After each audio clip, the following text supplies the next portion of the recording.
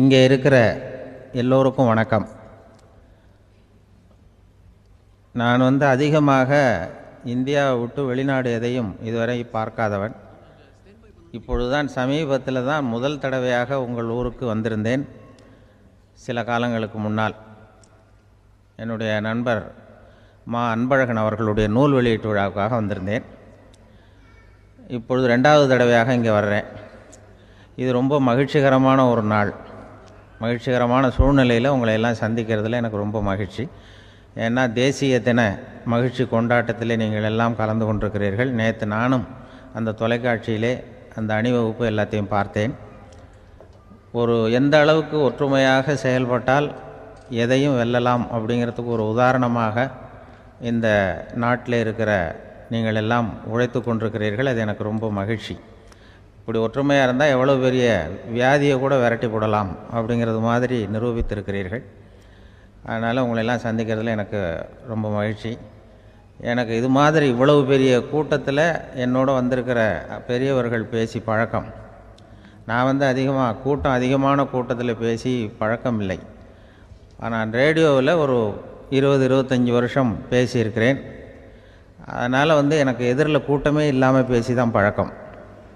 அது வெறும் மைக்கு மட்டும் இருக்கணும், எதிரில் யாரும் இருக்கக்கூடாது. அப்படியே ரேடியோவில் பேசி பழக்கப்பட்டதுனால ஒரு பெரிய பிரம்மாண்டமான கூட்டத்தை பார்த்தது எனக்கே ஒரு மாதிரியாக இருக்கும். அதனால் கூட்டம் இல்லாமல் எனக்கு இப்போ கூட நீங்கள் எல்லோரும் எழுந்திரிச்சு வெளியில் போயிட்டால் ரொம்ப நல்லா பேசுவேன்.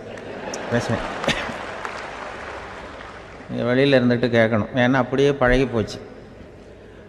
இருந்தாலும் இதில் எனக்கு என்னென்னா, இப்போ தமிழ்நாட்டில் நான் பலதரப்பட்ட கூட்டத்தில் பேசி சமீப காலத்தில் பேசியிருக்கிறேன். இந்த எல்கேஜி யூகேஜி படிக்கிற குழந்தைகள் முன்னாடி என்ன பேச சொல்லுவாங்க. எல்கேஜி யூகேஜி அந்த குழந்தைகள். அப்போ நான் எப்போ முடிக்கணுங்கிறது எனக்கு தெரியும். ஏன்னா அதுக்கு ஒரு அறிகுறி. அந்த குழந்தை என்ன பண்ணோம்னா மொதல் வரிசையில் இருக்கிறது அப்படி தரையை கீறும். கேச்சுன்னா அது போதும் அப்படின்னா அதுக்கு முடிச்சுக்கோன்னு அர்த்தம். அதை பார்த்து தான் நான் முடிச்சுக்கிறது வழக்கம். கொஞ்சம் பெரிய ஹைஸ்கூல்னால் யாராவது பசங்க 2-3 பேர் கொட்டாவி விடுவாங்க. அதை பார்த்து அதை முடிச்சுக்கிறது வழக்கம். கல்லூரின்னா விசில் அடிப்பாங்க யாராவது 1-2 பேர். இப்படி எனக்கு பலதரப்பட்ட எப்போ முடிக்கணுங்கிறதுக்கு அப்படிலாம் அறிகுறி உண்டு. எனக்கு ரொம்ப பிடிச்சது என்னென்னா, இந்த முதியோர் இல்லங்கள் இருக்குது பாருங்கள். முதியோர் இல்லம், பென்ஷனர் அசோசியேஷன்லாம் இருக்குது தமிழ்நாட்டில். எல்லாம் 60-70 வயசுக்கு மேற்பட்டவர்கள். அவங்க கூட்டத்தில் பேசுகிறது தான் எனக்கு ரொம்ப பிடிக்கும். ஏன்னா நான் பாட்டுக்கு பேசிக்கிட்டே இருப்பேன், அவங்களும் அசையாமல் கேட்டுக்கிட்டு இருப்பாங்க. அதுக்கு என்ன காரணம்னா காது கேட்காது. அது எனக்கு அப்புறம்தான் தெரியும். பேசி முடிச்சுட்டு இறங்கி போனால் அந்த பெஞ்சில் உட்காந்துருக்கிற ஒரு நாற்காலில், என்ன சார் முடிச்சிட்டிங்க போல் இருக்கு அப்படிம்பார். எப்படி சார் கண்டுபிடிச்சிங்க? அதான் இறங்கி வந்தீங்கல்ல அப்படிம்பார். அதனால் அது மாதிரி கூட்டத்தில் ஒன்றும் எனக்கு சுத்தமாக யாரும் இருக்கக்கூடாது எதிரில். இல்லைன்னா அந்த முதியோர் இல்லம் மாதிரி அப்படி காது கேட்காதவங்களாம் உட்காந்துருக்கணும். இங்கே அப்படி இல்லை, எல்லாம் ரொம்ப விழிப்போடு இருக்குங்க, காதை திறந்து வச்சுக்கிட்டு. அது மாதிரி என்ன போன்ற ஆட்களுக்கு இது கொஞ்சம் இது பேசுகிறதும் சில பேருக்கு என்னென்னா, பேச்சு மைக்கை பார்த்ததும் எனக்கு எப்போ நேரங்காலம் தெரியாது, முடிக்கிறதுக்கு தெரியாது. அப்படியும் உண்டு பேச்சாளர்கள் பல ரகம். நான் கூட இப்போ ஒரு ஏற்பாடு பண்ணியிருக்கிறேன். என்னுடைய நண்பர் சுபாஷ்னு ஒருத்தர் வந்திருக்கார். அவர்கிட்ட சொல்லியிருக்கேன், நான் எப்போ முடிக்கணும்னு தோணுதோ அப்போ லேசாக தலையை சொறி நான் முடிச்சுக்கிறேன். என்ன கடிகாரமும் கிடையாது, ஒன்றும் கிடையாது. நான் எப்போ ஆரம்பிக்கிறேன் எப்போ முடிக்கிறேன்னு தெரியாதுன்னு சொன்னேன். இதே மாதிரி கும்பகோணத்தில் சமீபத்தில் ஒரு கூட்டத்துக்கு போகும்பொழுது அந்த ஏற்பாட்டாளரை உட்கார வச்சு, நீ முடிக்கணும்னு தோன்றப்போ தலையை சொறியா நான் புரிஞ்சுக்கிறேன்னு சொல்லிவிட்டு, பெரியோர்களே தாய்மார்களேன்னதும் உடனே தலையை சொன்னார். என்னையா அது உள்ளேன்னா, இல்லை இது தலை அரிக்குது அதனால் சொல்லிடுறேன், நீ அது வேறு மாதிரியாக சொல்லுவேன்னு சொன்னார். அப்படி ஒருத்தர் ஏற்பாடு பண்ணி உட்கார வச்சுருக்கேன் எதிரில். அவர் இன்னும் தலைக்கு கையை கொண்டு போகல. முதல் வரிசையில் உட்கார வச்சுருக்கிறேன். ஏன்னா இந்த பேசுகிறவங்களுக்கு அந்த கூட்டம் பார்த்துட்டா முடிக்கிறது எப்போ முடிக்கிறது என்ன எதுன்னு தெரியாது. அது ஒரு பேச்சாளர் அவர் பாட்டு பேசிகிட்டே இருந்தாராம். ரொம்ப நேரம் பேசிகிட்டு இருந்திருக்கார். பேசிகிட்டு இருந்தால் ஒன்றும் புரியல, நேரங்காலம் தெரியல. அவருக்கே தோணி ஒரு கட்டத்தில் அந்த பேசுகிறவருக்கு, ஐயா மன்னிச்சுக்கோங்க, நான் ரொம்ப நேரம் பேசிட்டேன் போல் இருக்கு, எவ்வளோ நேரம் பேசினேன்னு எனக்கே ஞாபகம் இல்லை, இந்த கை கடிகாரத்தை கூட பார்க்க மறந்துட்டேன், என்னை மன்னிச்சுக்கோங்க அப்படின்னாராம். அப்போ கோபமாக ஒருத்தர் எழுந்திரிச்சு, ஏன்யா கடிகாரத்தை தான் மறந்தேன், பின்னாடி மாட்டிருக்கிற கேலண்டரையாவது பார்க்கக்கூடாதா அப்படின்னாரான். அப்போ தான் தெரியுது அவன் வாரக்கணக்கில் பேசிக்கிட்டு இருந்திருக்கான். போன வெள்ளிக்கிழமை ஆரம்பித்து இந்த சனிக்கிழமை முடிக்கிறது மாதிரி அப்படி ஆகிடும். என்ன கிடைக்காரமும் கிடையாது. அது மாதிரி வந்து பேசுகிற பேச்சு வந்து, ஆனால் பேசுனா வந்து என்ன சொல்லுவாங்கன்னா, எந்த பேச்சை கேட்டாலும் ஒரு தன்னம்பிக்கை வரணுமா கேட்குறவங்களுக்கு, அதுதான் நல்ல பேச்சு அப்படின்னு சொல்லுவாங்க. கேட்குறவங்களுக்கு ஒரு தன்னம்பிக்கை, வாழ்க்கையில் ஒரு பிடிப்பு வரணும், தன்னம்பிக்கை வரணும். அப்படிப்பட்ட எண்ணத்தில் தான் அவங்கெல்லாம் நல்ல கருத்துக்களை சொல்ல வந்திருக்கிறாங்க. அது என்னென்னா, ஒரு ஒரு ஒரு ஒரு இளைஞன் வந்து எங்கெங்கேயோ வேலை தேடி இருக்கான், வேலையே கிடைக்கல. உடனே ஒரு தண்டவாளத்தில் போய் தற்கொலை பண்ணி ஒன்று தண்டவாளத்தில் தலையை வச்சு படுத்துட்டானான். யாரும் வேலை கொடுக்கல, தண்டவாளத்தில் போய் தற்கொலை பண்ணி எடுத்து படுத்துருக்கான். அப்போது ரெண்டு பக்கமும் திரும்பி பார்க்குறான், ரயிலே வரல. என்ன தற்கொலை பண்ணால் கூட ரயில் வர மாட்டேங்குது அப்படின்னு சொல்லிட்டு பார்த்துருக்கேன். அப்போ யாரோ ஒருத்தர் பேசிகிட்டு இருக்கார், ஒரு திடலில் கூட்டம், பெரியவர் பேசிகிட்டு இருக்கார். நம்ம அந்த பெரியவர் போய் கொஞ்ச நேரம் அந்த கூட்டத்தையாவது கேட்டுட்டு வருவோம், ரயில் வர்ற பாட்டை காணும், அப்புறம் வந்து தலையை வச்சு படுத்துக்குவோம் அப்படி நேராக அந்த கூட்டத்துக்கு போனால் ஒரு திடலில் ஒரு பெரிய மனுஷன் பேசிகிட்டு இருக்கார். தன்னம்பிக்கை, வாழ்க்கையில் வந்து இளைஞர்கள் ரொம்ப தன்னம்பிக்கையோடு இருக்கணும் அப்படி இப்படின்னு பேசிகிட்டு இருக்கார். இவன் போய் உட்காந்து கேட்டான். இந்த இளைஞன் 1 மணி நேரம் கேட்டான். 2000 பேர் உட்காந்து கேட்டுக்கிட்டு இருந்தாங்க. உடனே கூட்டம் முடிஞ்சுது, கூட்டம்லாம் கலைஞ்சி போச்சு. அந்த பெரியவர் பேசிக்கிட்டு இருந்தார், அவரை போய் இவன் சந்தித்தான். இளைஞன், ஐயா, நான் வந்து தற்கொலை பண்ணிக்கணுங்கிற எண்ணத்தோடு வந்தேன், தண்டவாளத்தில் தலையை வச்சு படுத்தேன், ரயில் வரல, அந்த நேரம் உங்கள் பேச்சு குரல் தான் கேட்டுது, நான் வந்து உங்கள் பேச்சை கேட்டேன், 1 மணி நேரம் கேட்டேன், கேட்டு முடித்ததுக்கப்புறம் என்னுடைய எண்ணத்தை நான் மாற்றிக்கிட்டேன், நான் இனிமேல் தற்கொலை பண்ணிக்க மாட்டேன் அப்படின்னா. அவர் பேச்சாளருக்கு ரொம்ப பெருமை, இதுதான் ஒரு பேச்சுக்கு அடையாளம், இப்படி தான் இருக்கணும். சரி, அந்த முடிவுக்கு எப்படி நீ வந்தேன்னு கேட்டார். இப்போ உங்கள் பேச்சை இந்த கூட்டத்தில் எவ்வளோ பேர் கேட்டுக்கிட்டு இருந்தாங்க சார் அப்படின்னு கேட்டான். ஒரு 2000 பேர் இருக்கும்பா அப்படின்னார் அவர். அப்போ அந்த இளைஞன் சொன்னானா, ஒரு 2000 பேரை ஒரே நேரத்தில் சாகடிக்கிற நீ உயிரோடு இருக்கிறப்போ நான் எதுக்கு சார் சாகணும்? நான் இது வரைக்கும் யாருக்கும் எந்த கெடுதலும் பண்ணலை, நான் இனிமேல் சாக மாட்டேன் சார்ட்டு போயிட்டானா. அப்படி கேட்குறவங்களுக்கு ஒரு தன்னம்பிக்கை வரணும். அது வந்து எப்படியோ வந்தால் போகிறோம். இப்போ எங்கள் பேச்சை கேட்டுவிட்டோம், அந்த ரகத்தில் வந்தாலும் சரி தான், வாழ்க்கையில் ஒரு பிடிப்பு வரணும். அப்படிங்கிறது தான் ஒரு சிறந்த பேச்சுக்கு அடையாளம்னு சொல்லுவாங்க. அப்படி வந்து அது பண்ணுறது. இதில் என்னென்னா, இந்த மனிதனுக்கு வந்து அந்த சிரிப்பு இருக்குது பாருங்கள், அதை பற்றி சொல்லுவாங்க. நகைச்சுவை, குடும்பத்தில் வந்து நகைச்சுவை உணர்வு இருந்ததுன்னா குழப்பமே வராதுன்னு சொல்லுவாங்க. இந்த பேச்சாளர்கள் என்னென்னா, சில பேர் தெளிவாக, அதாவது தெளிவாக பேசி குழப்புறவங்க இருக்கிறாங்க, குழப்பமாக பேசி தெளிவுபடுத்துகிறவங்க இருக்கிறாங்க. அப்படிப்பட்ட பேச்செல்லாம் உண்டு. குழப்பமாக பேசி தெளிவுபடுத்துறது யாருன்னா சித்தர்கள். நம்ம பழைய சித்தர் பாட்டெல்லாம் பார்த்திங்கன்னா படிக்கிறதுக்கு குழப்பமாக இருக்கும், ஆனால் அது கருத்து தெளிவாக இருக்கும். அதுதான் குழப்பமாக பேசி தெளிவுபடுத்துகிறவரெலாம் பழைய நம்ம சித்தர்கள். தெளிவாக பேசி குழப்புறவங்க இருக்கிறாங்க சில பேச்சாளர்கள். பேச்சாளருக்காக ஒருத்தன் ஆடு மேய்ச்சிக்கிட்டு இருந்தானா, ஒரு ஆடு மேய்ச்சிக்கிட்டு இருந்திருக்கிறான் ஒரு திடலில். அந்த ஆடு மேய்க்கிற அந்த ஆள் வந்து ரொம்ப தெளிவாக பேசணும்னு நினைக்கிறவன்.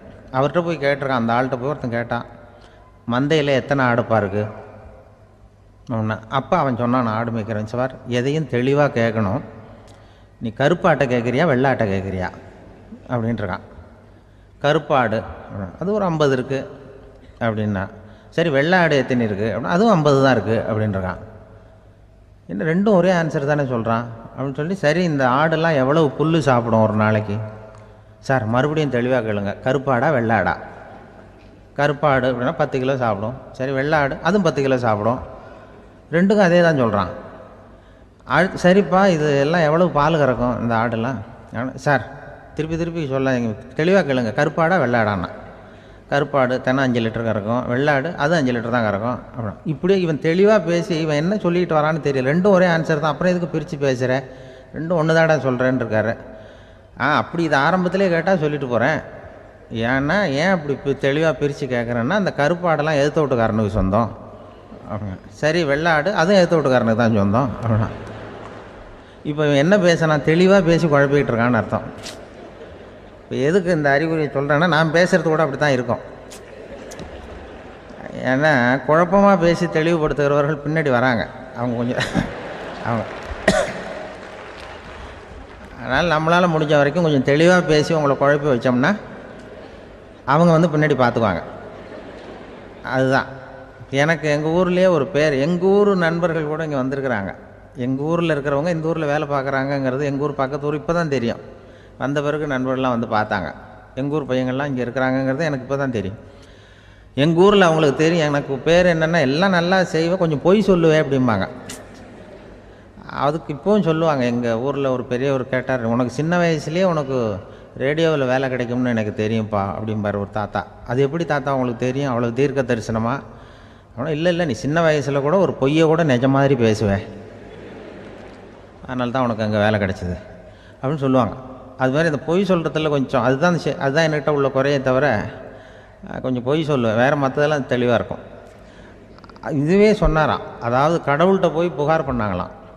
கடவுள்கிட்ட போய் ஒருத்தர் புகார் பண்ணியிருக்கிறார், நீ படைத்த மனுஷன்லாம் பூலோகத்தில் பொய் சொல்கிறாங்க, ரொம்ப எல்லோரும் பொய் சொல்கிறாங்க, நீ படைத்த மனுஷன் சரியா இல்லை அப்படின்னு கடவுள்கிட்ட போய் புகார் பண்ணாங்களாம். அப்போ கடவுள் சொன்னாராம், என்னை யாரும் ஏமாற்ற முடியாதுப்பா, நான் வந்து அதுக்கு ஒரு ரிமோட் கண்ட்ரோல் மாதிரி ஒன்று வச்சுருக்கேன், இங்கே பாரு, எதிர்த்தாவில் பாரு என்ன தெரியுது அப்படின்னா பிரம்மாண்டமான செவுரு, அதில் லட்சக்கணக்கான எலக்ட்ரிக் பல்புலாம் பல்பு சொருவிருக்கு அதெல்லாம்.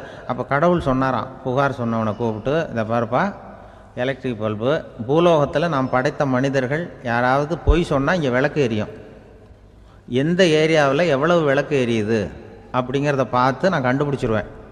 நான் படைத்த மனிதர்களை என்னை ஏமாற்ற முடியாது, எவ்வளவு பேர் எங்கே பொய் சொல்கிறாங்கிறது இந்த விளக்கை பார்த்து கண்டுபிடிச்சிருவேன் நான் கடவுள். இப்படி சொல்லிகிட்டு இருக்கும்பொழுது எல்லா விளக்கம் எரிஞ்சுதான். அப்போ புகார் பண்ணவங்க கேட்டிருக்கான், இது ஏதாவது ஒயரிங்கில் கோளாறாக இருக்குமா சார், இது ஏன் இப்படி எல்லாம் எரியுது அப்படிங்கிறப்ப கடவுள் சொன்னாராம், இல்லை இப்போ இப்போ வந்து சிங்கப்பூரில் தென்கட்சி சுவாமிநாதன் பேசிக்கிட்டு இருக்கார், இன்னும் ஒரு 15-20 நிமிஷத்தில் சரியாக போடும் அப்படின்னாராம். அப்படி சொல்லுவாங்க என்னை பற்றி கொஞ்சம் பொய் சொல்கிறதுங்கிறது. அதுக்காக உங்ககிட்ட வந்து பொய் சொல்ல முடியாது. நான் பொய் சொல்கிறதுனா அந்த முன்னாடி சொன்ன முதியோர் இல்லம் அங்கே வேணால் சொல்லலாம், எதை சொன்னாலும் கேட்க போகிறதில்ல, அப்படி சொல்லலாம். ஏன்னா இப்போ இதில் என்னென்னா, இவங்க ஐயாக்கெல்லாம் இங்கே வந்ததும் பெரியவங்கள்லாம் சொன்னாங்க, முஸ்தபா சார்லாம் சொன்னார், இங்கே வந்து முன்னாடிலாம் எங்கள் மனிதர்கள் எந்த அளவுக்கு இப்போ வந்து ரொம்ப ஆக்கபூர்வமாக வளர்ந்துருக்கிறார்கள். முன்னாடிலாம் சினிமா நடிகர்களுக்கு தான் இது மாதிரி கூட்டங்கள்லாம் வரும், சினிமா சம்மந்தப்பட்டவங்களுக்கு இது மாதிரி ஏதாவது நல்ல விஷயங்களை பேசுகிறவங்களுக்கு கூட்டம் வர்றது வந்து ஒரு பெரிய ஆரோக்கியமான அறிகுறி, எங்களுக்கெல்லாம் ரொம்ப மகிழ்ச்சியாக இருக்குது சார்னு சொன்னார். அது இப்போ அதுக்கு தான் வந்திருப்பீங்க, வேறு ஒன்றும் இப்போ எங்கள் முகத்துக்காக வந்திருக்க போகிறீங்க, அப்படி ஒன்றும் கவர்ச்சியான முகமா அதுவும், அதனால் வந்து முகத்தை பார்க்குறதுக்கு தான் வந்திருக்கிறாங்க அப்படின்னு சொல்லி. அந்த ரேடியோவில் நான் கொஞ்ச காலம் வெளியில் தெரியாமல் இருந்தேன். அப்போ என்ன பண்ணுவாங்கன்னா, என்ன வருவாங்க, எங்கள் ரேடியோ ஸ்டேஷனுக்கு வருவாங்க, சார் அந்த தினம் ரேடியோவில் பேசுகிறாரே இன்று ஒரு தகவல், அவர் முகத்தை பார்த்துட்டு போகணும் சார் அப்படின்ட்டு வருவாங்க. ஏன்னா இப்போ தொலைக்காட்சியில் வர்றதில்லை. அதில் என்னென்னா, அப்படி ஒரு தடவை வர்றவங்க அடுத்த தடவை வர்றதில்லை. அப்போ தான் புரியுது, ஓஹோ அவங்க ஆள் யாருன்னு தெரிஞ்சுக்கிறதுக்கு தான் வராங்க, வேறு ஒன்றும் ஒரு பெரிய கவர்ச்சி. அதனால் இந்த கூட்டம் வந்து ஏதோ எங்களுடைய கவர்ச்சின்னா அவர் ஐயா சுகிசிவம் கொஞ்சம் கவர்ச்சியாக தெரிகிறார், அதனால் அவருக்காக வந்த கூட்டமாக வேணா இருக்கலாம், வேறு எனக்கு அந்த நம்பிக்கை இல்லை. ஐயா சாலமன் பாப்பாவுக்கு சுத்தமாக அந்த நம்பிக்கை இருக்காது. அதனால் நாங்கள் வந்து ஏமாந்து போட மாட்டோம், ஏதோ எங்களை பார்க்க தான் வந்திருக்கிறாங்க எல்லோரும் அப்படின்னு. என்ன அவங்களுக்கு கருத்துன்னா, நல்ல குடும்பம், நல்ல மகிழ்ச்சியாக வாழ்வது எப்படி, நல்ல குடும்பத்தை எப்படி நடத்துறது, இது மாதிரி நல்ல கருத்துக்களை இப்போ ஜனங்கள்கிட்ட பரிமாறிக்கணும்னு இந்தியாவிலையும் தமிழ்நாட்டிலையும் சில நிகழ்ச்சிகளை அவங்க நடத்திட்டு இருக்கிறாங்க. ஐயா அவர்கள் கிராமப்புறங்களில் நகர்ப்புறங்கள்லாம் ஜனங்களை கூப்பிட்டு நல்ல விஷயத்தை சொல்லுது. குடும்பங்கிறது இப்போ வந்து ரொம்ப கஷ்டம். இப்போ எப்படின்னா, ஒரு 600 வருஷத்துக்கு முன்னாடி மனுஷனுக்கு இருந்த நெருக்கடி இருக்குது பாருங்கள், ஒரு 600 வருஷத்துக்கு முன்னாடி மனுஷனுக்கு எவ்வளவு நெருக்கடி இருந்ததோ அதுபோல் 40 பங்கு இப்போ அதிகமாகிட்டு தான் கண்டுபிடிச்சி சொல்லியிருக்கிறாங்க. அவ்வளவு நெருக்கடிக்கு மத்தியில் நாம் வாழ்ந்துக்கிட்டு இருக்கிறோம். ஒரு 600 வருஷத்துக்கு முன்னாடி என் தலையில் 1 கிலோ வச்சுக்கிட்டு நின்னேன்னு வைங்க, இப்போ 40 கிலோ வச்சுக்கிட்டு நிற்கிறேன். அப்படி ஒவ்வொரு மனுஷனுக்கும் வாழ்க்கையில் நெருக்கடி அதிகமாக போச்சு. இப்போ இந்த நெருக்கடியில் முன்னாடிலாம் யாரோ ஒருத்தர் தான் தியானம் பண்ணுவாங்க. தியானம்னா ஒருத்தர் 2 பேர் காட்டுக்கு போய் தியானம் பண்ணிகிட்டு இருப்பாங்க 600 வருஷத்துக்கு முன்னாடி. இப்போ வீட்டுக்கு வீடு தியானம் நடக்குது. ஏன்னா அந்தளவுக்கு வாழ்க்கையில் ஒரு நிம்மதி வேணும் அப்படின்னு சொல்லி பண்ணிட்டாங்க. அதுக்கு தான் இயற்கை கொடுத்துருக்கிற ஒரு இயற்கையான வைத்தியம்தான் சிரிப்புங்கிறது. இதை பற்றி பெரியவங்கள்லாம் இப்போ ஆராய்ச்சி பண்ணிகிட்டு இருக்கிறாங்க. சிரிப்புங்கிறது நாம் பிறந்து ஒரு 6 மாதத்தில் தான் முதல் தடவையாக விவரமாக சிரிக்க ஆரம்பிக்கிறோமா. நம்ம பிறந்து 6 மாதத்துக்கு, அதாவது முதல் தடவை சிரிக்க ஆரம்பிக்கிறது ஒரு 6ஆவது வாரம், 1.5 மாதத்தில் தான் குழந்தை வந்து விவரமாக சிரிக்க ஆரம்பிக்குது. அப்புறம் அப்படியே சிரிக்க ஆரம்பிக்கிறோமா. அதையெல்லாம் இப்போ கணக்கு எடுத்துருக்குறாங்க. ஒரு குழந்தை ஒரு நாளைக்கு 200 தடவை சிரிக்குதான் ஒரு குழந்தை. பெரியவங்கள்லாம் 15 தடவை சிரிக்கிறாங்களாம். 200 தடவை சிரிச்சுக்கிட்டு இருந்த நாம் அப்படியே குறைஞ்சி 15 ஆகிட்டு. அதனால தான் இருதய நோயெல்லாம் வருது, ஹார்ட் அட்டாக்லாம் வருதுன்னு கண்டுபிடிச்சிருக்கிறாங்க. 200 சிரிப்புக்கு வந்து அது வந்து இயல்புத்தன்மை, மனுஷனுடைய இயல்புத்தன்மை சிரிக்கிறது. அதுக்கு ஜோக்கே தேவைப்படாது. ஆனால் இப்போ காலங்காலமாக நாம் என்ன போதிக்கப்பட்டு வந்திருக்கிறோம்னா, சிரிப்புங்கிறது ஒரு பாவமான செயல். ஒரு முதலாளிக்கு முன்னாடி தொழிலாளி சிரித்தா மரியாதை குறைச்சல், ஒரு கணவனுக்கு முன்னாடி மனைவி சிரித்தா மரியாதை குறைச்சல், அது மாதிரி ஒரு வாத்தியாருக்கு முன்னாடி பையன் சிரித்தா மரியாதை குறைச்சல், ஒரு ஆஃபீஸருக்கு முன்னாடி பியூனு சிரித்தா மரியாதை குறைச்சல், இப்படின்னு சொல்லி சிரிப்புங்கிறது ஏதோ மரியாதை குறைவான செயல்னு காலங்காலமாக நாம் போதிக்கப்பட்டு வந்திருக்கிறோம். இப்போ மரபு ரீதியாகவே அந்த சிரிப்பு வந்து நம்மகிட்ட சிறைப்பட்டுருக்கு தான், அடங்கி போச்சு. அந்த சிறைப்பட்டிருக்கிற சிரிப்பை வெளியில் கொண்டு வர்றதுக்கு தான் ஜோக்குன்னு ஒரு சாவியை போட வேண்டியிருக்கு. வேறு இந்த ஜோக்குக்கும் சிரிப்புக்கும் சம்மந்தம் இல்லை. அதை ஏற்கனவே இருக்கிறத வெளில கொண்டு வரதுக்கு ஒரு சாவி மாதிரி உபயோகப்படுதுன்னு இப்போ அதை பற்றி ஆராய்ச்சி பண்ணுறவங்களாம் சொல்கிறாங்க.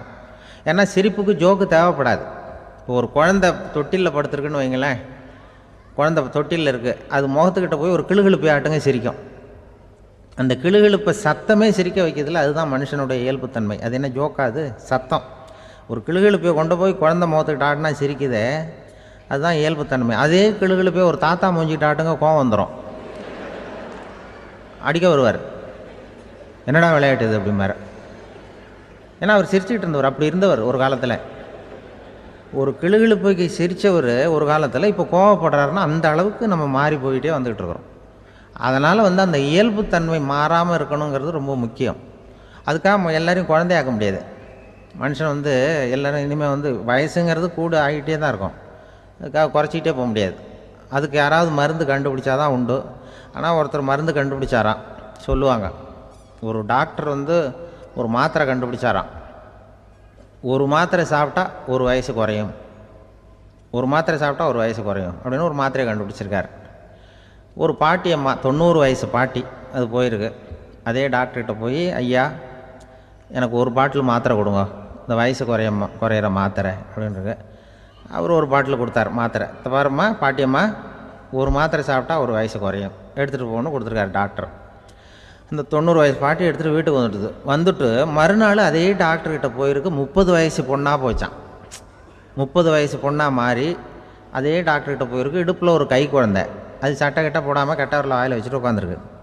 நேராக டாக்டர்கிட்ட போய், டாக்டர் நேற்று வந்தேன், ஏதோ ஒரு மாத்திரை சாப்பிட்டா ஒரு வயசு குறையுன்னீங்க, நான் ஏதோ ஒரு ஆர்வத்தில் ஒரு 30-40 மாத்திரை சாப்பிட்டேன், இப்படி ஆகிட்டேன் அப்படின்னு. இப்போ டாக்டர் சொல்லியிருக்காரு, இதுக்கு ஏமா வருத்தப்படுற, எல்லோரும் வந்து வயசு குறையணும்னு தான் நினைக்கிறாங்க, உனக்கு வயசு குறைஞ்சிட்டுது, நீ சந்தோஷப்படு, இதுக்கே மறுபடியும் என்னிட்ட வந்திருக்கிற அப்படின்னாரான் டாக்டர். அப்போ அந்த அம்மா சொல்லித்தான், என்னை பற்றி பரவாயில்ல டாக்டர், என் இடுப்பில் பாருங்கள் கை குழந்தை, இது சட்டை கிட்ட போடாமல் உட்காந்துருக்கு, கட்டவரில் வாயில் வச்சுட்டு உட்காந்துருக்கு, இது ரொம்ப ஆர்வத்தில் ஒரு 70 மாத்திரையை சாப்பிட்டு விட்டுது, இது என் வீட்டுக்காரரு. இவர் வந்து இடுப்பை விட்டு கீழே இறங்க மாட்டேங்கிறார். நான் எதையாவது கொடுத்து இனிமேதான் வயசை கூட்டி இறக்கி விடுங்க டாக்டர் அப்படின்னு தான். அவர் வந்து ஏதோ நமக்கும் இதுக்கும் சம்மந்தம் இல்லைங்கிறது மாதிரி கட்டாரில் வச்சுட்டு அவர் பாட்டு உட்காந்துருக்கார். ஏதோ நமக்கு இந்த உலகமே இல்லை, நமக்கு சம்மந்தம் இல்லைங்கிற மாதிரி உட்காந்துருக்கார். இப்படியே நான் தூக்கிட்டு எங்கே அலையிறது அப்படின்னு தான். அதனால் வந்து வயசை குறைக்கிறது இயற்கைக்கு விரோதமாக நாம் பண்ண முடியாது. ஆனால் இந்த இயல்புத்தன்மை மாறாமல் வச்சுக்கலாம். குழந்தை மாதிரி மாற முடியாதே தவிர அந்த குழந்தை தன்மையோடு வாழறதுக்கு கற்றுக்கணும். அதுதான் வாழ்க்கையில் இன்பமாக வாழறதுக்கு வழி. குழந்தைத்தனமாக இருக்கக்கூடாது, குழந்தை தன்மையோடு இருக்கணும்னு சொல்லுவாங்க. குழந்தை தன்மைங்கிறது வேறு, குழந்தைத்தனம்ங்கிறது வேறு. அப்படி ஒரு மாத்திரை கண்டுபிடிச்சிட்டா இப்போ யாராவது ஒருத்தவங்க இடுப்பில் குழந்தைய தூக்கிட்டு போனால் போய் கேட்கணும், ஏம்மா இது ஏன் வீட்டுக்காரரா உன் குழந்தையா அப்படின்னு கேட்டு அதுக்கப்புறம் அவருக்கு வணக்கம் சொல்லணும். இப்படிலாம் ஆகிடும் நிலைமை. இயற்கையை வந்து நம்ம மாற்ற முடியாது, அதுக்கு தகுந்தாப்பில் தான் நாம் வந்து பண்ணணும். குழந்தை தன்மையோடு வாழறதுக்கு குடும்பத்தில் குழந்தை தன்மைங்கிறது எப்படின்னா, இப்போ ஒரு சில பேருக்கு அந்த குழந்தைத்தன்மை உண்டு. ஒரு வீட்டில் ஒரு புள்ள படுத்துருக்கு, அம்மா வந்து எழுப்புறாங்க, காலேஜுக்கு நேரமாச்சு எழுந்திருப்பா, காலேஜுக்கு நேரமாச்சு எழுந்திருப்பா அப்படின்ட்டு அந்த அம்மா அந்த பிள்ளை சொல்லியிருக்கு, ஐயோ எனக்கு காலேஜுக்கு போகிறதுக்கே பிடிக்கலம்மா, என்னை வந்து தொந்தரவு பண்ணாத, காலேஜுக்கு போகிறதுக்கு எனக்கு பிடிக்கல அப்படின்னு தான். அப்போ அந்த அம்மா சொல்லியிருக்கு, ஏன் உனக்கு காலேஜுக்கு போகிறதுக்கு பிடிக்கல, கல்லூரிக்கு போகிறதுக்கு, அதுக்கு 2 காரணம் சொல்லு அப்படின்னுருக்க. அப்போ அந்த பிள்ளை சொல்லிச்சான், ஏன் பிடிக்கலன்னா கல்லூரியில் இருக்கிற வாத்தியாருக்கும் என்ன பிடிக்க மாட்டேங்குது, ஆசிரியர்களுக்கும். 2வது காரணம் கல்லூரியில் படிக்கிற மாணவர்களுக்கும் என்ன பிடிக்கல, அதனால் நான் காலேஜுக்கு போக மாட்டேன்ற குழந்தை பிள்ளை சொல்லியிருக்கு. அம்மா வந்து அப்படிலாம் நீ இதுக்காக போகாமல் இருக்கக்கூடாது, நீ போய் தான் ஆகணும் அப்படின்னு பிடிவாதமாக அந்த அம்மா பிள்ளைய எழுப்புனாங்களாம். சரி நான் எதுக்கு காலேஜ் போகணும்னு சொல்கிறேன், அதுக்கு நீ 2 காரணம் சொல்லு அப்படின்னு தான் அந்த பிள்ளை. அப்போ அந்த அம்மா சொன்னாங்களாம், நீ ஏன் காலேஜுக்கு போகணும்னா முதல் காரணம் உனக்கு வயசு 52, 2வது காரணம் நீ தான் பிரின்ஸிபால் அப்படின்னு தான். என்ன இருந்தாலும் அவங்க அம்மாவுக்கு அது பிள்ளை தானே, அதுதான் குழந்தை தன்மைங்கிறது. 52 வயசுலேயும் குழந்தை தன்மையோடு இருக்கார் பாருங்கள், அதுதான் அந்த குழந்தை தன்மையோடு வாழறது தான் வெற்றிக்கு வழின்னு சொல்லுவாங்க. கணவன் வந்து இன்றைக்கி வந்து நேற்று என்னன்னு யோசிச்சுக்கிட்டு இருக்கிறப்போ உங்கள் ஊர் தொலைக்காட்சியிலேயே ஒரு நிகழ்ச்சி நடந்தது.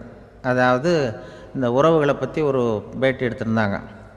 ஒரு அம்மா சொல்லுது, அதாவது கணவன் மனைவியாக இருந்துட்டு அப்புறம் விவாகரத்து வாங்கிக்கிட்டு அதுக்கப்புறம் அந்த அம்மா பேசுகிறத நேற்று தொலைக்காட்சியில் போட்டாங்க. அது என்ன சொல்லுதுன்னா, நாங்கள் வந்து கணவனும் மனைவியாக இருக்கிறப்போ எங்களுக்குள்ளே சண்டை வந்துக்கிட்டு இருந்தது, இப்போ விவாகரத்து வாங்கிட்டு இப்போ நண்பர்களாக இருக்கிறோம், இப்போ வந்து சண்டையே வர்றதில்லை எங்களுக்குள்ளே. அப்படி பாருங்கள், கணவன் மனைவியாக இருந்தப்போ சண்டை வந்து தான், விவாகரத்து வாங்கினது மறுபடியும் நாங்கள் நல்லபடியாக தான் இருக்கிறோம், ஒன்றும் எங்களுக்கு சண்டை வரல. அப்படி இருக்குது இப்போ காலம் போய்கிட்டு இருக்கு. நேற்று அப்படி ஒரு இது என் கூட வேலை பார்க்குறப்போ ஒரு அம்மா இருந்தாங்க. அவங்க எப்போதும் அவங்க வீட்டுக்காரர் படத்தையே வச்சுருப்பாங்க, கையில் பத்திரமா வச்சுருப்பாங்க. அவ்வளவு மரியாதை மதிப்புன்னு சொல்லி நாங்கள்லாம் அவங்கள பெருசாக நினைப்போம். இது எதுக்குமா அவங்க வீட்டுக்காரர் படத்தை பத்திரமா இல்லை கையிலே வச்சுருக்கீங்களே, ஆஃபீஸுக்கெல்லாம் எடுத்துகிட்டு வந்து வச்சு அடிக்கடி எடுத்து பார்த்துக்குவாங்க. அவ்வளவு பிரியமாக அவங்க வீட்டுக்காரர் இல்லை. ஆமாம், எனக்கு வந்து ஏதாவது பிரச்சனை வந்துவிடுதுன்னா உடனே எங்கள் வீட்டுக்காரர் படத்தை எடுத்து பார்ப்பேன். பரவாயில்லையே இப்படி ஒரு இதாக, ஆமாம் இதை பார்த்துட்டு நினச்சிக்குவேன், இதை விட பிரச்சனை வேறு என்ன இருந்துட போகுது உலகத்தில் அப்படின்னு நினச்சிக்குவேன். உடனே எனக்கு எல்லாம் போயிடும் அப்படின்ட்டு தான். அப்படி ஒரு அம்மா இருந்தாங்க, இப்போவும் இருக்காங்க, வேலை பார்த்துக்கிட்டு இருக்காங்க. அப்படிலாம் இங்கே இருக்கிற தாய்மார்கள் பெண்கள் யாராவது அப்படி கூட பண்ணலாம். எப்போதுமே உங்கள் வீட்டுக்காரர் படத்தை கையில் வச்சுக்கோங்க.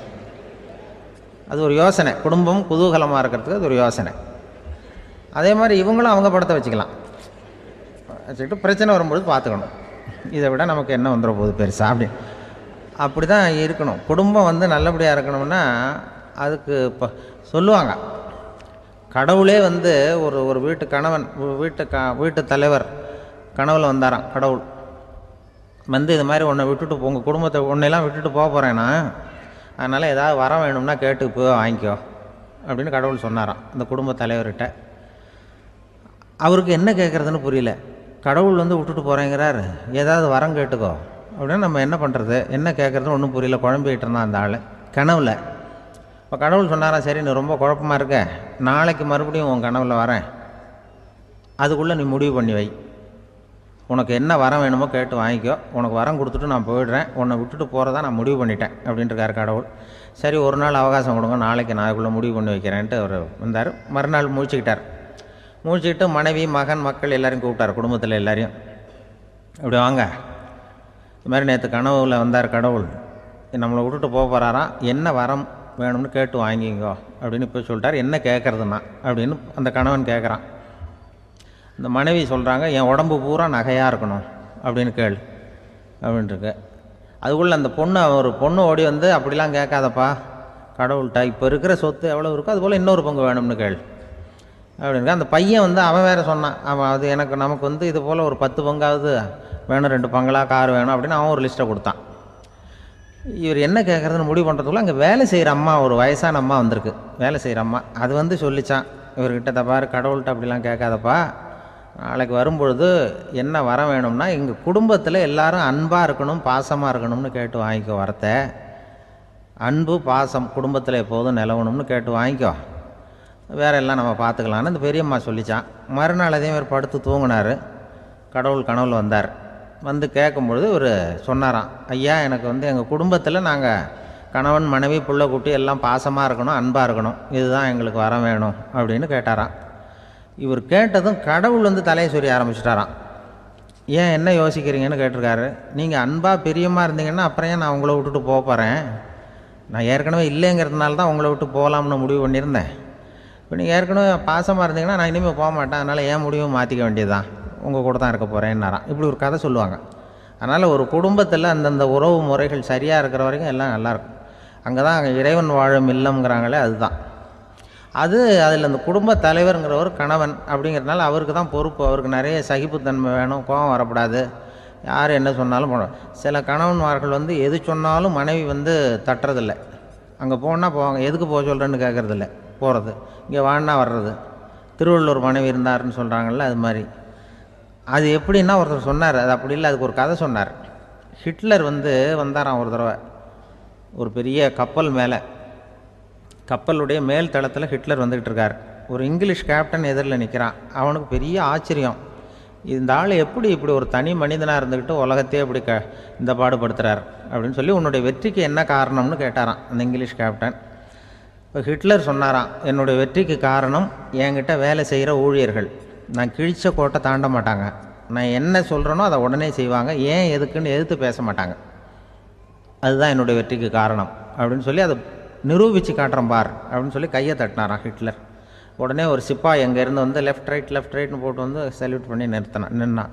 உடனே ஹிட்லர் சொன்னார், நீ அப்படியே இந்த கப்பல் மேல் தளத்துலேருந்து அப்படி கடலில் விழுந்து செத்து போடா அப்படின்னு பொத்துன்னு குதிச்சுட்டான். எதுக்கு சொல்கிறேன் என்ன இதில், உடனே குதிச்சு செத்து போட்டான். இவருக்கு பெரிய ஆச்சரியம் கேப்டனுக்கு.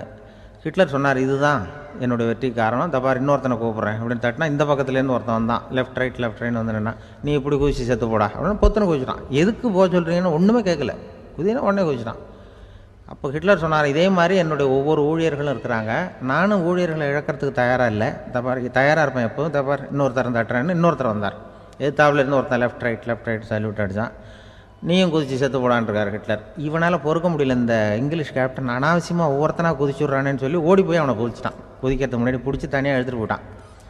தனியாக எடுத்துகிட்டு போய் அந்த சிப்பாய்கிட்ட கேட்டாரான் அந்த இங்கிலீஷ் கேப்டன், ஏன்ப்பா அந்த ஆள் குதிக்க சொல்கிறான்னா நீ ஏன் எதுக்குன்னு கேட்குறது இல்லையா, உடனே குதித்து செத்து போகிறீங்களே, இதெல்லாம் என்ன அநியாயம் அப்படின்ட்டுருக்கான் அந்த இங்கிலீஷ் கேப்டன் கையை பிடிச்சிக்கிட்டு. உடனே அந்த சிப்பாய்க்கு கோவம் வந்துட்டு தான், உடையா கையை, இவன்ட்ட வேலை பார்க்குறத விட உழுந்து செத்து போகலான்னு நான் குதிக்கிறான்,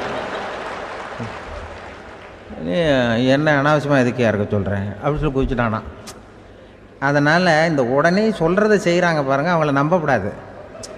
கணவன்மார்களுக்கு ஒரு எச்சரிக்கை, சொல்கிறத உடனே செஞ்சுருவாங்க மனைவி, நீ அங்கே போனால் போங்க வரணும் அது ஹிட்லர் மாதிரி நினைக்கிறாங்கன்னு அர்த்தம். இதுகிட்ட பேசிக்கிட்டு இருக்கிறத விட சொல்கிறத செஞ்சுட்டு போடுவோமே, அப்படி சமாளிக்கிற கணவன்மார்கள் உண்டு. குடும்பத்தில் வந்து அப்படிலாம் இருந்து சமாளிக்கிறாங்க. குடும்பத்தில் ஒருத்தர் அனுசரிப்பு தன்மைங்கிறது ரொம்ப அவசியம்.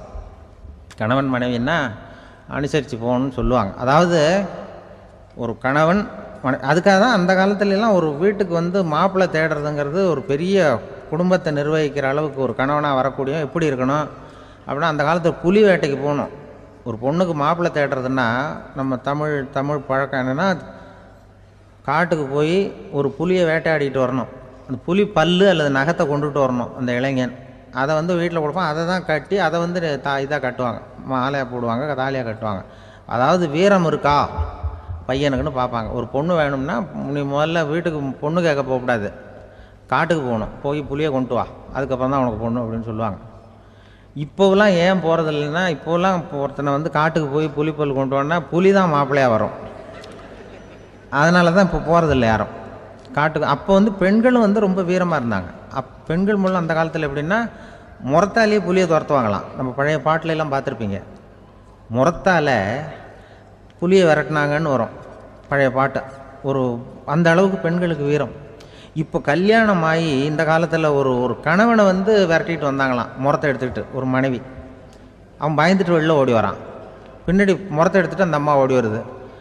இவனை தனியாக பிடிச்சி கொண்டு போய், என்னப்பா இந்த மனைவிட்டு இப்படி பயந்து ஓடி வரையே, முறத்தால் துரத்துறா இப்படி வரையே அப்படின்னு தான் அவன் அப்படியே தடுமாறிக்கிட்டு, அதெல்லாம் ஒன்றும் இல்லை, அவன் என்னை புலியாக நினைக்கிறா அப்படின்னு ஒரு பெருமையாக சொல்லிட்டானான். அந்த காலத்தில் புலியை தான் முறத்தால் விரட்டினாங்க, இப்போ புருஷனை விரட்டுறாங்க அப்படின்னு சொல்லி. அப்படி அந்த காலத்தில் வந்து கணவனுக்கு ஒரு குடும்பத்தை நிர்வகிக்கிற திறமை இருக்கா, உடல் வலிமை தான் முக்கியம்.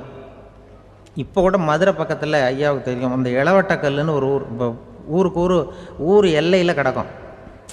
ஊர் எல்லையில் ஒரு பெரிய கல் கிடக்கும். அந்த அந்த ஊருக்கு பொண்ணு கேட்க போகிறவங்க அந்த கல்லை தலைக்கு மேலே தூக்கி காட்டணும். அப்படியே தூக்கி தலைக்கு மேலே வசதி கீழே போடணும். அந்த வலு இருந்தால் தான் நீங்கள் அந்த ஊருக்குள்ளேயே போகலாம், பொண்ணு கேட்குறதுக்கு போகலாம். இல்லைன்னா நீ திரும்பி போக வேண்டியதான். அந்த வலிமை இருக்கா மாப்பிள்ளைன்னு பார்க்குறாங்க. இளவட்ட கல்லுன்னு பேர். அப்போ என்ன பண்ணாங்கன்னா, ஒரு 1000 வருஷத்துக்கு முன்னாடி அந்த கல்லை தலைக்கு மேலே தூக்கி கீழே போடுவாங்களாம். ஒரு 500 வருஷத்துக்கு முன்னாடி அப்படி கொஞ்சம் தூரம் இடுப்பு அளவுக்கு தூக்கி கீழே போட்டுக்கிட்டு இருந்துருக்குறாங்க. அதுக்கப்புறம் ஒரு 100 வருஷத்துக்கு முன்னாடியெல்லாம் அப்படி முழங்கால அளவுக்கு அப்படி தூக்கி போட்டால் போகிறோம்னு வச்சுருந்தாங்களாம். இப்போ நான் அந்த ஊருக்கு என் கூட பழனிசாமின்னு ஒருத்தர் இருக்கார். அவர் போய், உனக்கு எப்படிப்பா இந்த ஊரில் கல்யாணம் ஆச்சு அப்படின்னா, இப்போலாம் நாங்கள் தொட்டு கும்பிட்டா போகிறோம், அதை அசைக்கிறது கூட இல்லை. அப்படி ஆகிட்டுது. ஒரு குடும்பத்தை கணவனாக வரப்போகிறவனுக்கான தகுதி அந்த காலத்தில் அப்படி இருந்துதான். அப்படி கணவன் தேர்ந்தெடுக்கிறது, குடும்ப தலைவனை தேர்ந்தெடுக்கிறது ஒரு பெரிய காரியம். ஒரு பெரிய செல்வந்தர் போட்டி வச்சாராம். ஒரு நீச்சல் குளம், அதில் யார் வேணாலும் குதித்து அந்த பக்கம் போய் கரையிடலாம். அந்த நீச்சல் குளத்தில் விஷப்பாம்புலாம் கிடக்கு. யார் துணிஞ்சி அந்த விஷப்பாம்பு இருக்கிற குளத்தில் குதித்து அந்த பக்கம் போய் கரையேறானோ அவனுக்கு ஒரு 100 ஏக்கர் நிலம் கொடுப்பேன். அது வேண்டான்னா ஒரு 1000 ஆடு கொடுப்பேன். அதுவும் வேண்டான்னா என் பொண்ணை கொடுப்பேன் அப்படின்னு போட்டி வச்சார். அதான் மாப்பிள்ளையை தேர்ந்தெடுக்கிறதுக்கு அவர் ஒரு வழி. நீச்சல் குளத்தில் குதித்து கரையேறணும். இப்போ அந்த ஊரில் இருக்கிற இளைஞர்கள்லாம் பார்க்குறாங்க அந்த குளத்தில் குதிக்கணும்னு. ஆனால் குளத்தில் வெறும் விஷப்பாம்பெலாம் கிடக்கு. இது என்ன பண்ணுறதுன்னு பார்த்தா யாருமே குதிக்கிறதுக்கு தைரியம் வரல. திடீர்னு ஒருத்தன் துணிஞ்சு குதித்தான். படபடன்னு அடிச்சுட்டு போய் அந்த பக்கம் கரையிட்டான். கரையிறின உடனே பரவாயில்லையே ஒரு ஆள் வந்துட்டான்னு சொல்லி அவனை அந்த இளைஞனை போய் பிடிச்சிட்டு வந்தாங்க. அந்த பெரியவர் கேட்டார், ஏப்பா இவ்வளவு பெரிய விஷப்பாம்பெல்லாம் கிடக்கிற நீச்சல் குளத்தில் நீ துணிஞ்சு குதித்து கரையேறி இருக்கிற, உனக்கு என்ன 1000 ஏக்கர் நிலம் கொடுத்துறவா, 100 ஏக்கர் நிலம் கொடுக்கவா சொல்கிறப்படி அப்படின்னா, வேண்டாம் சார்ன்றான். ஓஹோ அப்படின்னா ஒரு 1000 ஆடு வேணுமா உனக்கு அப்படின்னா, அதுவும் வேண்டாம் சார். ஓ அப்படின்னா என் பொண்ணு வேணுமா அப்படின்னா, அதுவும் வேண்டாம் சாருங்கிறான். அப்புறம் எதுக்குடா குதிச்சுன்ட்டு, என்ன உனக்கு என்ன தான் வேணும் அப்படின்னு கேட்டிருக்கார். என்னை எவன் பிடிச்சி தள்ளி விட்டவன்னு தெரியணும் அப்படின்றான். அதுக்காக அவன் பார்த்துருக்கான். அப்படி இருந்தால் தான் துணிச்சல் வரும் இந்த காலத்தில். எதுக்கு இவ்வளவு சங்கடம்லாம் வச்சாங்கன்னா, ஒரு குடும்பத்துக்கு தலைவராக வர வேண்டிய ஒரு ஆள், கணவனாக இருக்க வேண்டியவனுக்கு துணிச்சல் இருக்கா, தைரியம் இருக்கா அப்படிங்கிறது பார்க்குறதுக்காக இப்படிப்பட்ட தேர்வு முறைகள்லாம் வச்சுருந்தாங்க அந்த காலத்துலலாம். இப்போலாம் கல்யாணம் பண்ணுறது ஆளுக்கு நேரில் பார்க்காமலே கூட கல்யாணம் நடக்குது இன்டர்நெட்டில். இப்போ சர்டிஃபிகேட் கேட்குறாங்க, நோய் நொடி இல்லாமல் இருக்காரா பார். காட்டுக்கெலாம் போக வேண்டாம், நேராக ஆஸ்பத்திரிக்கு போய் ஒரு சர்டிஃபிகேட் வாங்கிட்டு வா, உனக்கு ஒன்றும் வியாதி இல்லைன்னு ப்ரூவ் பண்ணு, அதுக்கப்புறம் பார்த்துக்கலாம், மற்றதை பேசுவோம் அப்படின்னு சொல்லி அப்படி இருக்குது நிலைமை. அதனால் குடும்பத்தில் அந்த கணவனாக இருக்கிற வேண்டியவனுக்கு பொறுப்பு அதிகம். ஏன்னா எல்லாத்தையும் அனுசரித்து போக வேண்டியதாக வந்தான். அப்படி தான் இருக்குது. அந்த கணவன் மனைவிக்குள்ளே விட்டு கொடுக்கறது அதெல்லாம் பற்றி நிறைய எல்லோரும் ஏற்கனவே நம்ம புலவர்கள்லாம் பாடியிருக்காங்க. எல்லோரும் சொல்லுவாங்க, ஒரு கணவன், ஒரு குழந்தை பிறந்து தான் ஒரு வீட்டில், அந்த குழந்தைக்கு என்ன பேர் வைக்கிறதுங்கிறது ஒரு தகராறு. இந்த குழந்தைக்கு என்ன பேர் வைக்கிறதுங்கிறதுல தகராறு வந்துடுது. யார்? கணவனுக்கும் மனைவிக்கும். அவன் என்ன சொல்கிறான், எங்கள் அப்பா பேரை தான் வைக்கணுங்கிறான் அவன். இந்த அம்மா என்ன சொல்லுது, இல்லை எங்கள் அப்பா பேரை தான் வைக்கணும் அப்படிங்குது. காலையிலேருந்து சண்டை, தகராறு. எதிர்த்த வீட்டுக்காரன் பார்த்தான், இது என்ன காலையிலேருந்து எதிர்த்த வீட்டில் தகராறு நடக்குது, என்னென்னு போய் கேட்டிருக்கான். என்னம்மா உங்களுக்கு உள்ள தகராறு, காலையிலேருந்து பார்த்தேன் அப்படின்னா, ஒன்றும் இல்லைம்மா, எங்கள் குழந்தைக்கு பேர் வைக்கிறதுல எங்களுக்கு உள்ளே ஒத்து போக முடியல, நான் எங்கள் அப்பா பேரை வைக்கணுங்கிறேன், அந்த அம்மா அவங்க அப்பா பேரை வைக்கணுங்குது, அதுதான் எங்களால் குடும்பத்தில் ஒரு நிம்மதி இல்லாமல் இருக்கிறோம், தகராறு பண்ணிகிட்ருக்கோம் அப்படின்னு நானா. அப்போ எதிர்த்த வீட்டுக்காரன் சொல்லியிருக்கான், எதிர்த்த வீட்டுக்காரன்னு நான் எதுக்கு இருக்கிறேன், நான் பஞ்சாயத்து பண்ணி வைக்கிறேன், உங்களுக்குள்ள என்ன இது பேர் தானே வைக்கணும், ஏன்ப்பா உங்கள் அப்பா பேர் என்ன அப்படின்னு அவனை கேட்டிருக்கான். எங்கள் அப்பா பேர் சீனிவாசன் அப்படின்ட்டுருக்கான். இந்த அம்மாவை உங்கள் அப்பா பேர் என்னம்மா, கிருஷ்ணன் அப்படின்னு சொல்லி. இவன் யோசித்து பார்த்தான், குழந்தைக்கு சீனிவாச கோபாலகிருஷ்ணன்னு பேர் வைங்க போங்க அப்படின்ட்டு போயிட்டான். ஏற்ற விட்டுக்கு தீர்த்து வச்சுட்டு போயிட்டான். போனதுக்கப்புறம் இவங்க 2 பேரும் பேசிக்கிட்டாங்க. சரி, இந்த சீனிவாசன் சரி, கிருஷ்ணன் சரி, நடுவில் கோபாலம் யார் அப்படின்னு சொல்லி அவனை போய் இழுத்துட்டு வந்தான். எழுத்து வீட்டில் போய், அது யார்ரா, அது இங்கே வா, அது யார்ரா கோபாலன் அப்படின்னா, அது எங்கள் அப்பா பேர், நீ அதை மட்டும் எதுக்கு விட்டு வைக்கிற, அதையும் சேர்த்து வச்சுட்டு போடான்.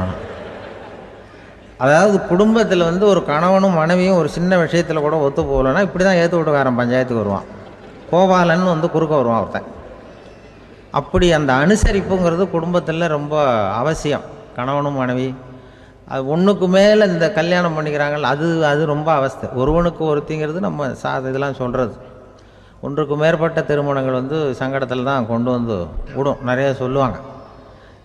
உலகத்திலேயே ஒரு பெரிய இது என்ன தெரியுங்களா, இயற்கை நிர்ணயம் பண்ணுது. இப்போ நம்ம சில பேருக்கு எனக்கு பொம்பளை பிள்ளை வேண்டாம் ஆம்பளை பிள்ளை வேண்டான்னு சொல்லி இந்த ஸ்கேன் பண்ணி என்னென்னவோ பண்ணிகிட்டு இருக்கிறாங்கல்ல. ஆனால் இயற்கை அந்த 50-50 ரேஷியோவை அது மெயின்டைன் பண்ணிகிட்ருக்கு. இந்த உலகத்தில் ஒரு அதிசயமான உண்மை என்னென்னா, 116 ஆம்பளை பிள்ளை பிறந்தா 100 பொம்பளை பிள்ளை பிறகுதான். உலக அளவில் 116 ஆம்பளை பிள்ளை பிறந்தா 100 பொம்பளை பிள்ளை பிறகுது. இது எதுக்கு 16 அதிகமாக பிறகுதுன்னா, அந்த வாலிப வயசு அடையிறதுக்குள்ளே 16 செத்து போகுது. 16 அங்கங்கே ஓடுறது கொஞ்சம் முரட்டுத்தனமாக போகிறதுனால செத்து போகுது. அந்த 50-50 இந்த ஒருத்தருக்கு ஒருத்தங்கிற ரேஷியோவை இயற்கை மெயின்டைன் பண்ணிகிட்டு இருக்கு. அது ஒரு பெரிய அதிசயம். அதை விட பெரிய அதிசயம் என்னென்னா, இந்த உலக யுத்தம் நடந்ததில்ல, முதல் உலக யுத்தம், 2வது யுத்தம், அப்போ பார்த்துருக்குறாங்க, கணக்கு எடுத்துருக்குறாங்க. அந்த யுத்தம் முடிஞ்ச பிறகு 116 ஆம்பளை பிள்ளைக்கு பதிலாக 160 170 பிறக்க ஆரம்பிச்சுதான். 100 பெண் குழந்தைக்கு 170 180 ஆண் குழந்தை. இது எதுக்குன்னா, அந்த போரில் செத்து போகுதில்ல ஆம்பளை பிள்ளைகள், அதை ஈடுகட்டுறதுக்காக அதிகமாக பிறக்க ஆரம்பிச்சிருக்கு. அந்த அளவுக்கு இயற்கை ஒரு பெரிய ரேஷியோவை மெயின்டைன் பண்ணுது. அதாவது ஒருவனுக்கு ஒருத்திங்கிறத அது சொல்லிகிட்டு இருக்கு. புறாவெல்லாம் வளர்த்திங்கன்னா, நான் கூட புறா வளர்த்துருக்குறேன் ஊரில். புறா வளர்த்திங்கன்னா ஒரு தடவைக்கு 2 முட்டை தான் விடும் ஒரு வீட்டுக்கு. அந்த 2 முட்டையும் குஞ்சு பறிச்சுன்னா அதில் ஒன்று ஆணாக இருக்கும், ஒன்று பொண்ணாக இருக்கும். அது எந்த முட்டை ஆண் எந்த முட்டை பெண்ணுங்கிறத இயற்கை நிர்ணயம் பண்ணுது. அதை நம்ம மாற்றவே முடியாது. ரெண்டையும் அந்த பெண்ணாவோ 2 ஆணாவோ மாற்ற முடியாது நம்ம. அதனால் அந்த இயற்கையை புரிஞ்சுக்கிட்டு நாம் நடந்துக்கணும். அதனால தான் ஒரு கணவன் ஒரு மனைவி, அதான் ஒருத்தருக்கு ஒருத்தங்கிறது. ஒன்றுக்கு மேலேனா சங்கடம் தான். ஒரு பஸ்ஸில் ரெண்டு பெண்கள் வந்துக்கிட்டு இருந்தாங்களாம். பஸ்ஸு பிரயாணம். 2 பெண்கள் பக்கத்து பக்கத்தில் உட்காந்துருக்காங்க. அந்த கண்டக்டரை கூப்பிட்ருக்காங்க, இங்கே வாயா அப்படின்னு அந்த ஒரு அம்மா கூப்பிட்ருக்கு. என்னம்மா அப்படின்ட்டுருக்கார். இந்த ஜன்னலை திறந்து விட்டு போ அப்படின்னு. சரின்னு பக்கத்தில் இருந்த ஜன்னலை திறந்து விட்டு அவர் போயிட்டார். பக்கத்தில் இருந்தாமல் உடனே இங்கே வாயா மறுபடியும் வாயான்னு கூப்பிட்ருக்கு. என்ன இந்த ஜன்னலை மூடிவிட்டு போ அப்படின்ட்டுருக்கு. மூடிவிட்டு போனார். மறுபடியும் அந்த முன்னாடி கூப்பிட்டது வாமா வாயான்னு மறுபடியும் கண்டக்டரை கூப்பிட்டு, என்ன இந்த பார், இந்த ஜன்னலை நீ மூடி வச்சின்னா நான் மூச்சு திணறி செத்து போடுவேன். அப்புறம் உடனே பக்கத்தில் இருந்தம்மா தபாரியா அந்த அம்மா பேச்சை கேட்டுட்டு நீ திறந்து வச்சின்னா நான் குளிர் தாங்காமல் செத்து போடுவேன் அப்படின்ட்டு அவர் தலையை பிச்சுக்கிறார் கண்டக்டர். என்னடா பெரிய ரொம்ப போச்சேன்னு, கொஞ்சம் தூரம் பிரயாணம், இதில் கூட அட்ஜஸ்ட் பண்ணி போகக்கூடாதா அப்படின்னு. அப்போ அந்த பஸ்ஸில் பின்னாடி ஒருத்தன் கடைசி சீட்டில் வெயில் தாங்காமல் சட்டையெல்லாம் கட்டி போட்டுட்டு ஒரு கிராமத்து ஆள் பீடி குடிச்சிட்டு வரான். அவர் கூப்பிட்ருக்கான் அந்த ஆள், அந்த கண்டக்டர் இங்கே வாயா அங்கே என்ன தகராறு அப்படின்னு. அந்த எதிர்த்து வீட்டுக்காரன் வந்தானே முன்னாடி பஞ்சாயத்துக்கு, அது மாதிரி கண்டக்டர் இங்கே வாயா, அவன் ஏன் நீ என்ன சொல்ல போகிற அப்படின்ட்டு வந்திருக்கான். சட்டையெல்லாம் கட்டி போட்டு பீடி குடிக்கிறான். பீடி புகையை ஊதிவிட்டு அங்கே என்ன தகராறு அப்படின்னு கேட்டிருக்கான். ஒன்றும் இல்லையா, அந்த அம்மா ஜன்னலை திறந்தா செத்து போவேங்கிறது, இந்த அம்மா ஜன்னலை மூடுனா செத்து போவேங்கிறது.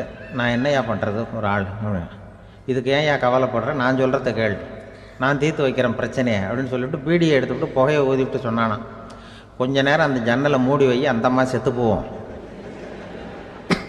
அப்புறம் திறந்து வை, இந்த அம்மா செத்து போவோம், நாம் நிம்மதியாக போகலாம் அப்படின்னு சொல்லிட்டு பீடி குடிக்க ஆரம்பிச்சிட்டான். அவருக்கு கோவம் வந்துட்டுது கண்டக்டருக்கு.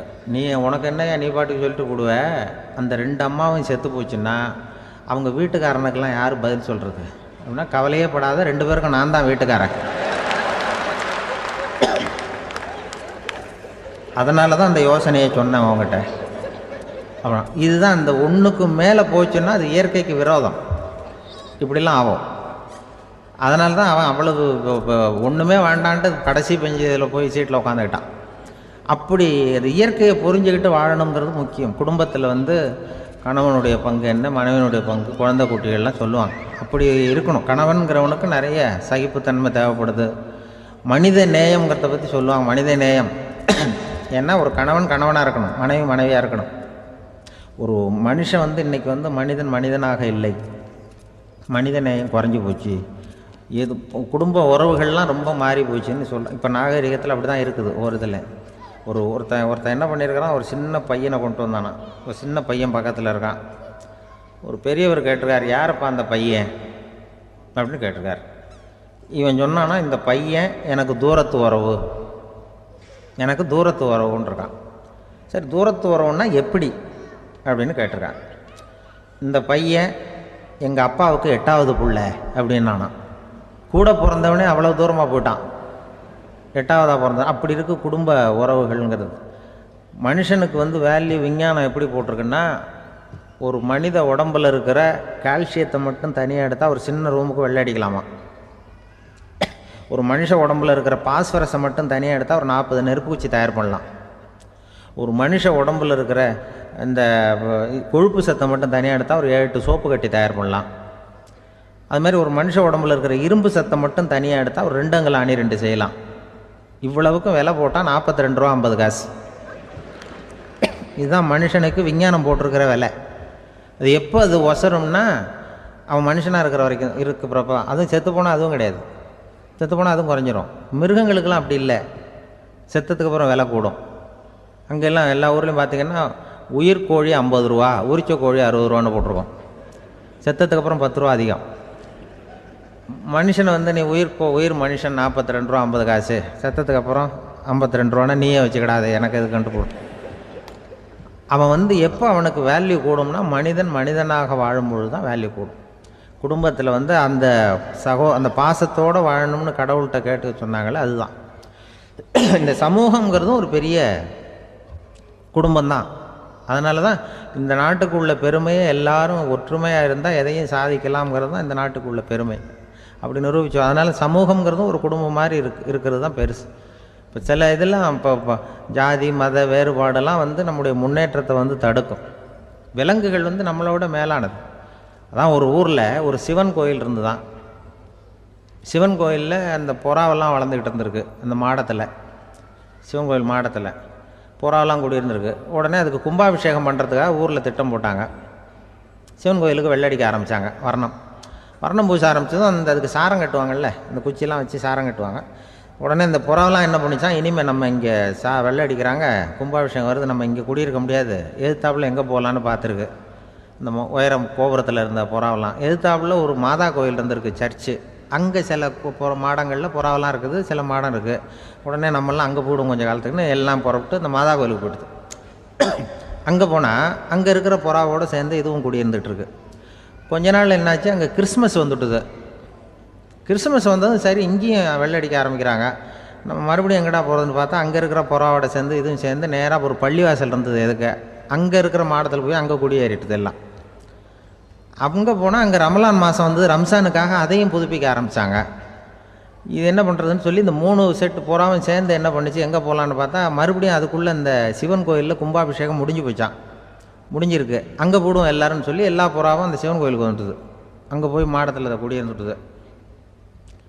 அப்போ திடீர்னு ஒரு நாள் பார்த்தா ஒரே கலவரம் பூமியில் எல்லாம் ஒருத்தன் அருவாளை தூக்கிட்டு நிற்கிறான், குச்சி எடுத்து ஒருத்தனை சுட்டுக்கிறான். ஒரே கலவரம், சத்தம், ஒரே மத கலவரம் வந்துட்டுது ஊரில்.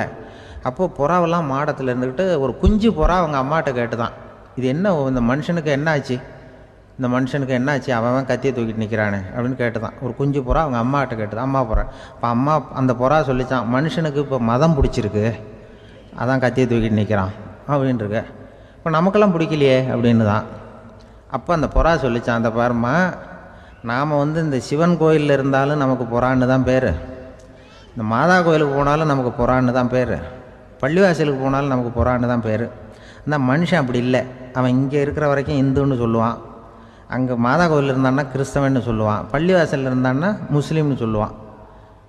அப்போ குஞ்சு புறா அது என்ன இப்படி பண்ணுறாங்க மனுஷங்க, இப்போ அவங்கள விட நம்ம வசதி போல் இருக்க, நம்ம தேவலாம் போல் இருக்க அப்படின்னு தான் அந்த குஞ்சு புறா. அப்போ அந்த தாய் புறா சொல்லித்தான், உண்மைதான், அதனால தான் நம்ம மேலான இடத்துல இருக்கிறோம், அவன் கீழே நிற்கிறான் இன்னமும் அப்படின்னு சொல்லித்தான். இதுதான் அந்த குடும்பம்ங்கிறது, சமுதாயம்ங்கிறது ஒரு பெரிய குடும்பம். அது இந்த புறாகிட்டேருந்து மனுஷன் கற்றுக்க வேண்டியிருக்கு. அப்படி இருக்குது இன்றைக்கி மனுஷனுடைய நிலைமை. அதை வந்து புரிஞ்சுக்கணும். அப்படி தான் ஒவ்வொரு இதுலேயும் நாம் வந்து நடந்து கொள்ள வேண்டியிருக்குது. மிருகங்கள்டேருந்து கற்றுக்கிற வாய்ப்பெல்லாம் இருக்குது. அப்படி சொல்லுவாங்க. அந்த இதில் வந்து நம்ம குடும்பத்தில் வந்து என்னென்னா, இப்போ இந்த பிள்ளைகளை பற்றி சொல்லுவாங்க.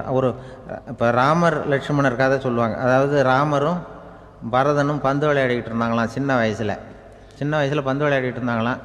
உடனே ராமர் வந்தாராம். வந்து கோசலை அவங்க அம்மா மடியில் சோர்ந்து போய் உட்காந்தாராம்.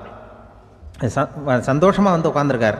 அப்போ அந்த கோசலை அம்மா கேட்டாங்களாம், ஏன்ப்பா அப்படி இவ்வளவு சந்தோஷமாக இருக்கே, என்ன காரணம் அப்படின்னு கேட்டிருக்கார். அப்படின்னு அந்த அம்மா கேட்டிருக்கு. ராமன் சொன்னான்னா, இது என் தம்பியோட நான் பந்து விளையாண்டுக்கிட்டு இருந்தேன், பரதன். அவன் வந்து ஜெயிச்சுட்டான், நான் தோத்துட்டேன். என்னை வந்து அவன் ஜெயிச்சுட்டான். அவனுடைய வெற்றி வந்து எனக்கு சந்தோஷமாக இருக்குது, தம்பியோட வெற்றி, அதனால் நான் சந்தோஷமாக இருக்கேன்னு சொல்லியிருக்கு.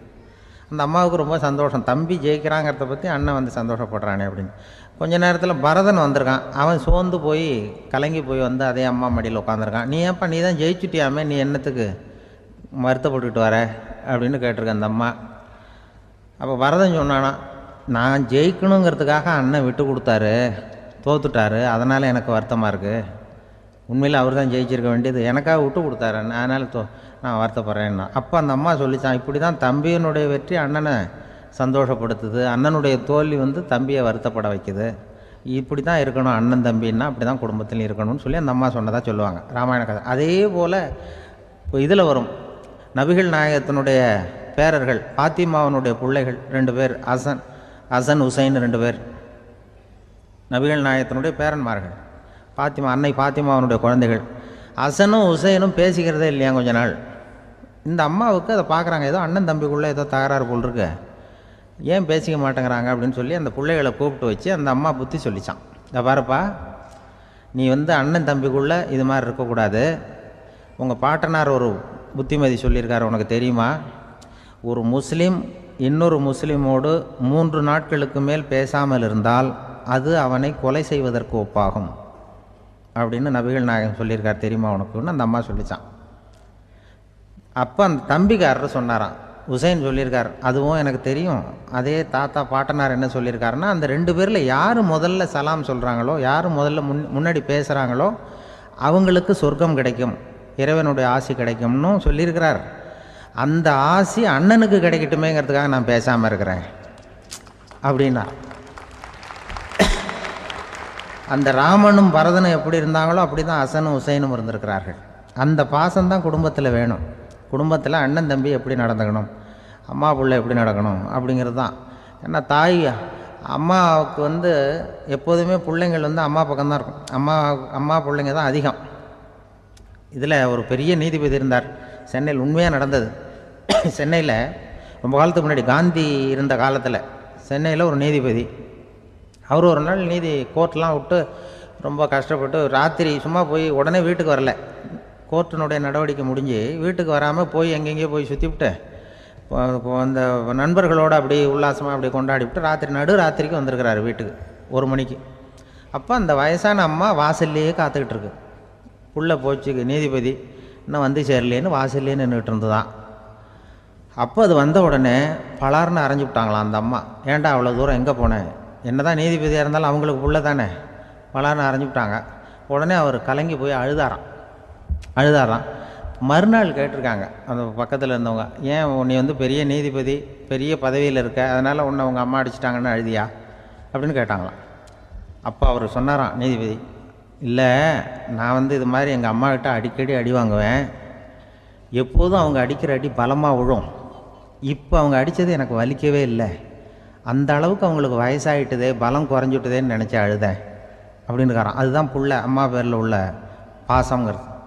இதே போல் நான் சொன்னது மாதிரி முன்னாடி இவர் ஒரு இறைநேச செல்வர் ஒருத்தர் இருந்தார். ஒரு அம்மா வந்து எனக்கு அப்பா தண்ணி கொடுப்பா அப்படின்ட்டு படுக்கையில் இருந்த அம்மா.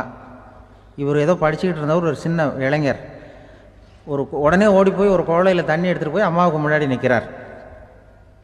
முன்ன அந்த அம்மா அதுக்குள்ளே தூங்கி போச்சு. இவர் அந்த தண்ணியை வச்சுக்கிட்டு அவர் பாட்டு நிற்கிறார். விடிஞ்சு போச்சு. விடிகிற சமயத்தில் அந்த அம்மா முடிச்சு பார்க்குது, பையன் தண்ணியோட கையில் வச்சுட்டு நிற்கிறார். ஏம்மா என்னப்பா நீ ராத்திரி பூரா தண்ணியோடு நின்றுட்டு இருக்கிறியா எனக்கா அப்படின்னு. அப்பா அவர் சொன்னாராம், ஆமாம்மா ராத்திரி தண்ணி தாகமாக இருக்குன்னு கேட்டிங்க, உடனே தண்ணி கொண்டு வந்துட்டேன். ஓடி வந்து பார்க்கும்பொழுது நீங்கள் தூங்கிக்கிட்டு இருந்தீங்க. தூங்கிட்டு இருக்கும்பொழுது உங்களை எழுப்ப வேண்டாம், தூக்கத்தை கெடுக்க வேண்டாம்னு நான் நினச்சேன், அதனால் எழுப்பலை. தூக்கம் முழிக்கிற சமயத்தில் உடனே தாகமாக இருக்கும், தண்ணி குடிக்கணும்னு ஆசைப்படுவீங்க, அதனால் தண்ணியை பக்கத்துலேயே வச்சுக்கிட்டு நிற்கிறேன் அப்படின்னு அந்த இளைஞர் சொன்னாராம். அப்படியே கட்டி பிடிச்சிட்டு நீ பிற்காலத்தில் பெரிய அறிஞராக வருவேன்னு சொல்லி அந்த அம்மா வரணும்னு சொல்லி இறைவனை வேண்டாங்களாம். அவர் தான் இஸ்லாமிய மார்க்கத்தில், தீன் மார்க்கத்தில் பெரிய ஆளானது. அதாவது ஷர்புதீன் யாஹ்யான்னு ஒருத்தர், அவர் பெரிய இஸ்லாமிய பேரறிஞராக வந்தார். இப்படி அம்மா பேரில் பாசமாக உள்ளவங்கள்லாம் இருந்தாங்க நிறையா. அப்படி அந்த குடும்பத்தில் வந்து அந்த பாசம் நேசம் எவ்வளவு இருக்கோ அவ்வளவுக்கு அவர்கள் உயர்வார்கள்ங்கிறது தான் நம்முடைய பெரிய இதெல்லாம் பெரியவங்கள்லாம் சொல்லியிருக்கிறது அதுதான். அதனால தான் அந்த கணவனுடைய பங்கு என்ன, மனைவியினுடைய பங்கு என்ன, பிள்ளைகளுடைய பங்கு என்னங்கிறத பற்றி ரொம்ப விவரமாக சொல்கிறதுக்காக தான் அதை பற்றி நாம் சிந்திக்க வேண்டிய நேரம் இதுங்கிறதுனால தான். கணவனுக்கு வந்து இது வந்துடக்கூடாது, அதாவது கோபம் வரக்கூடாது, நிதானம் வேணும் அப்படின்லாம் சொல்லுவாங்க. நிதானம், கணவன் வந்து கோபப்படக்கூடாதுமா. அதுக்கு நாங்கள் மனுஷனுக்கு சினம் தவிர்த்தல்னு பயிற்சியெலாம் கொடுக்குறாங்க. இப்போது மனுஷன் கோபப்படாமல் இருக்கணும், போகணும் வரணும், அதுக்கு சொல்லுவோம் நாங்கள். சும்மா கதை ரூபமாக சொல்கிறது. அங்கே வேதாத்திரி மகரிஷின்னு இருக்கார், அவர் இதில் வந்து சினம் தவிர்த்தல்னு பயிற்சியை கொடுப்பாங்க. குடும்ப தலைவர்கள் பெரியவங்கள்லாம் வந்து அந்த பயிற்சியை எடுத்துக்கணும். என்ன கூப்பிட்டாங்க ஒரு தரம், சினம் தவிர்த்தல்னு ஒரு பயிற்சி கொடுக்குறோம், அதில் நீ வந்து பேசுன்னாங்க.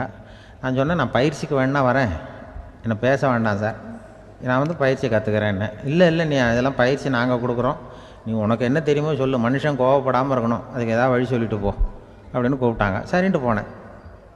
போய் அங்கே போய் நான் சொன்னேன், இது மாதிரி எனக்கு தெரிஞ்சது ஒரு கதை மாதிரி சொன்னேன். மீனம்பாக்கம் ஏர்போர்ட், அங்கே ஜப்பானுக்கு போக வேண்டிய ஒரு பிரயாணி லக்கேஜோடு நிற்கிறார் நிறையா. இதை வாங்கி பிளேனில் ஏற்றக்கூடிய ஒரு தொழிலாளி அவர்கிட்ட ஒரு சண்டை போடுறார், அடிக்க போகிறார், திட்டுறாரு, கண்டாமலான்னு திட்டுறார். அவர் இதை ஒருத்தர் பார்த்துக்கிட்டே இருக்கார். அந்த சினம் தவிர்த்தல் பயிற்சி கொடுக்குற பேராசிரியர் ஒருத்தர் பார்த்துக்கிட்டே இருக்கார். இது எப்படி இவன் இந்த ஆள் அவ்வளவு கோபமாக அடிக்க போகிறான், திட்டுறான் அந்த பெரிய மனுஷன், இவர் பதிலுக்கு அவர் திட்டவே இல்லையே. அந்த தொழிலாளி சிரிச்சுக்கிட்டே சரி சார் சரி சார் அப்படின்னுட்டே இருக்கான். இவர் லக்கேஜை வாங்கி பிளேனில் ஏற்றுற தொழிலாளி இப்போ கண்ணாவனா அடிக்க போகிறான், திட்டுறான், முகம் செவந்து போச்சு. இவருக்கு என்ன ஆச்சரியம்னா, இந்த ஆள் இவ்வளவு கோவப்படுறான், அதை வாங்கி அந்த தொழிலாளி கொஞ்சம் கூட முகத்தில் கோபமே படலையே, சிரித்த முகத்தோடு இருக்கானே, இவன் வந்து நமக்கு பயிற்சி வகுப்பு எடுக்கலாம் போல இருக்க அப்படின்னு இவர் நினச்சிட்டார். ரொம்ப நேரம் அவர் கத்திக்கிட்டு இருந்தார். சரி சார் சரி சார்ன்ட்டு அதை வாங்கிட்டு அவர் போயிட்டார். போனதுக்கப்புறம் இவர் இந்த ஆள் அப்புறம் பிளேன் வந்தது, ஏறி அவர் போயிட்டார், ஜப்பானுக்கு போயிட்டார். அதுக்கப்புறம் இந்த சினம் தவிர்த்தல் பேராசிரியர் ஓடி போய் அந்த தொழிலாளியை பிடிச்சி கொண்டு வந்தார். இந்த பாருப்பா, நான் வந்து காலையிலேருந்து பார்த்துக்கிட்டு இருக்கேன், அந்த ஆள் உன்னை அடிக்க வந்தான், திட்ட வந்தான், இவ்வளவு கோவப்படுறான், உனக்கு பதிலுக்கு நீ கோவமே படலையே, உனக்கு கோவமே வராதா, அது எப்படி நீ சினம் தவிர்க்கிறது, எப்படி உனக்கு கோவமே வரலையா அப்படின்னு கேட்டிருக்கார். அப்போ அந்த தொழிலாளி சொன்னாராம், அப்படி இல்லை சார், மனுஷன்னு பிறந்தால் கோவம் படாமல் இருக்க முடியாது, எல்லாருக்கும் கோவம் வரும், அது அவங்கவுங்க வழியில் டீல் பண்ணுவாங்க, நான் அதை என் வழியில் டீல் பண்ணேன், அவ்வளோதான். அப்போ அவர் திட்டும் பொழுது உனக்கு கோபம் வந்தது தானே? வந்தது சார். அப்போ அது எப்படி டீல் பண்ணேன்னு கேட்டிருக்கார். அப்போ இவன் சொன்னான், ஒன்றும் இல்லை சார், அந்த பிரயாணி வந்து இப்போ ஜப்பானுக்கு போயிட்டுருக்கார், அவர் லக்கேஜெலாம் அமெரிக்கா போயிட்டுருக்கு,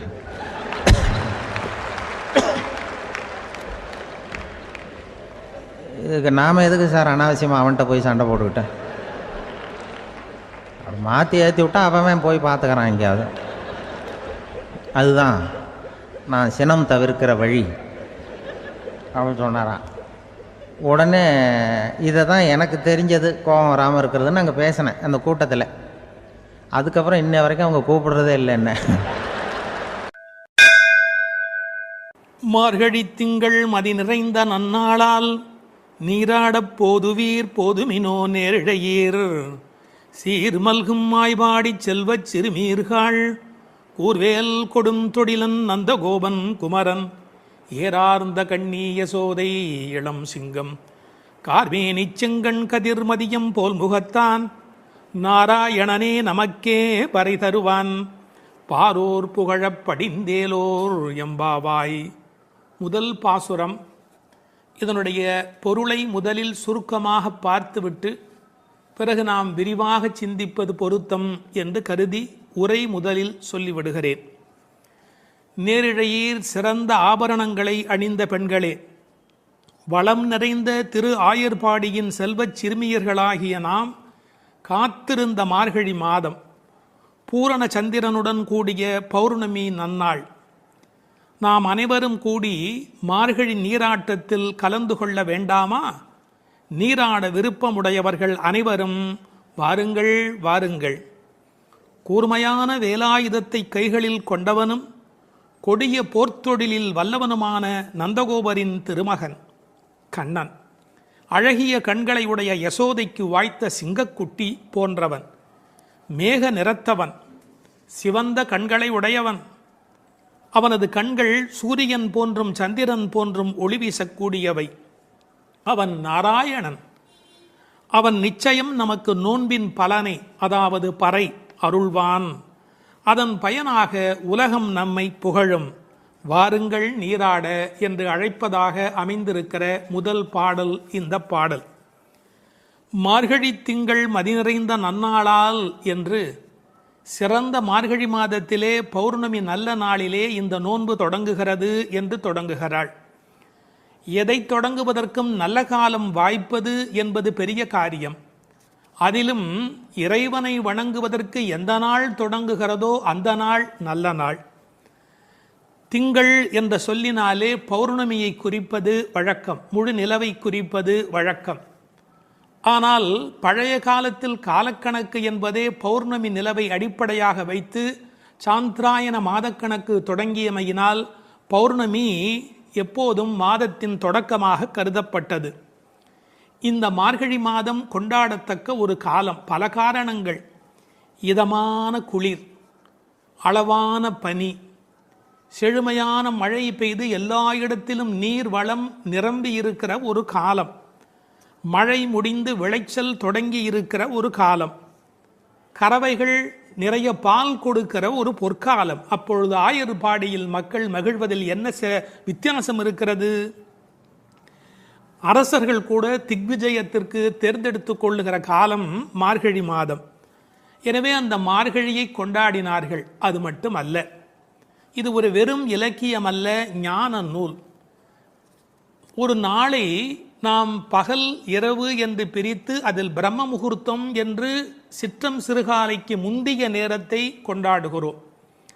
அப்படி ஒரு வருடமே தேவர்களுக்கு நாளாக மாறுகிற காலத்தில் மார்கழி தேவர்களின் விடியலாய் பிரம்ம முகூர்த்தமாய் கருதப்படுகிறது. மனதை மயக்கும் அந்த மாதத்தில் காற்று மண்டலம் மாசுபடாமல் இருக்கிறது. உடலும் உள்ளமும் புத்துணர்ச்சி உடையதாக விளம்புகிறது. சரியாக சொல்வதென்று சொன்னால் உலகம் தன்னை புதுப்பித்துக் கொள்ளும் பொற்காலம். உலகம் தன்னை புதுப்பித்துக் கொள்ளும் பொற்காலம். அந்நேரத்தில் நாம் நம்மை புதுப்பித்துக் கொள்ளுவதற்குத்தான் மார்கழியில் நோன்பு. மார்கழி திங்கள் மதி நிறைந்த நன்னாளால். மார்கழியை மனிதர்கள் மட்டும் கொண்டாடுவதில்லை. நான் மாதங்களில் மார்கழி என்று கீதையில் கண்ணன் தன்னை மார்கழியாகவே அடையாளம் காணுகிறார். மதி நிறைந்த நன்னாள் என்றாள். ஒரு சின்ன குறிப்பு இருக்கிறது. மதி நிறையும் போது மதி குறையும். என்ன? மதி நிறையும் போது மதி குறையும். பௌர்ணமி நாளில் சில பேருடைய மதி பாதிக்கப்படும். ஆங்கிலத்தில் லுனார் என்ற சொல்லும் லுனாட்டிக் என்ற சொல்லும் ஒன்றுக்கொன்று தொடர்புடையவை. உணர்ச்சி மேலோங்குவதால் மனம் தடுமாறுகிற காலம் மதி நிறைகிற காலம். நாம் உணர்ச்சியை வென்று அறிவை கொண்டு இறைவனை அடைய வேண்டும் என்பதற்காக அந்த மாதம் கொண்டாடப்படுகிறது. மார்கழி மாதத்தின் பௌர்ணமி கொண்டாடப்படுகிறது. மூன்த் என்ற சொல்லும் மந்த் என்ற சொல்லும் ஒன்றிலிருந்து ஒன்று அடிப்படையாக பிறந்தது என்று ஆங்கிலத்திலே ஒரு கணக்கு உண்டு. எனவே மார்கழியை கொண்டாடி அதில் பௌர்ணமியை கொண்டாடுகிறார்கள். ஒரு பெரிய அழகு, இவர்கள் நாள் பார்த்து தொடங்கினார்களோ இல்லையோ, நல்லது தொடங்கும் போது நாள் தானே வாய்க்கிறது. கோல் விழுக்காட்டிலே விழுந்தாற் போலே என்று உரை எழுதுவார்கள். தெருக்களை அடைத்த ஒரு கோலம். வீட்டு வாசல் முகம் கழுவி சாணி தன் தலையில் ஒரு பரங்கிப்பூ கிரீடத்தை வைத்திருக்கிற அருமையான வேளை. புதுமணல் பூத்த ஆற்று வெளியில் நிலவின் தகதகப்பில் கருப்பு கண்ணனுடன் கைகோர்த்து கோபிகைகள் குறவை கூத்தாடி அந்த புண்ணிய பொழுது. அந்த பொழுதை நினைத்து ஸ்ரீமத் பாகவதத்தில் பேசப்படுகிற அந்த காலகட்டத்தை நினைத்து இந்த பெண்கள் அந்த காலத்தை கொண்டாடினார்கள். நீராட போதுவீர் போதுமினும். இறைவனை வணங்குவதற்கு எந்த தகுதியும் தேவையில்லை. வருகிற விருப்பம் ஒன்று மட்டும் போதும். அதைத்தான் போதுவீர் போதுமினோ என்ற வார்த்தையினால் சொன்னாள். போகிறவர்களை போகவிட்டு அவர்கள் புற அழகு பார்த்திருக்கிறாள். மற்ற இடங்களில் போட்டி இருக்கலாம். கடவுளை தரிசிப்பதில் மனிதனுக்குள் போட்டி இருக்கக்கூடாது, பொறாமை இருக்கக்கூடாது. இந்த உலகத்தில் தின்பண்டங்களை கூட பங்கிட்டு உண்ண வேண்டும் என்று நினைக்கிற போது கண்ணனோடு செய்கின்ற கலவியினை கண்ணனோடு கலந்து பழகுகிற வாய்ப்பை எல்லோரும் சேர்ந்து பருகிக் கொள்ள வேண்டும் என்பதால் தான் போதுவீர் போதுமினோ என்று சொல்கிறாள்.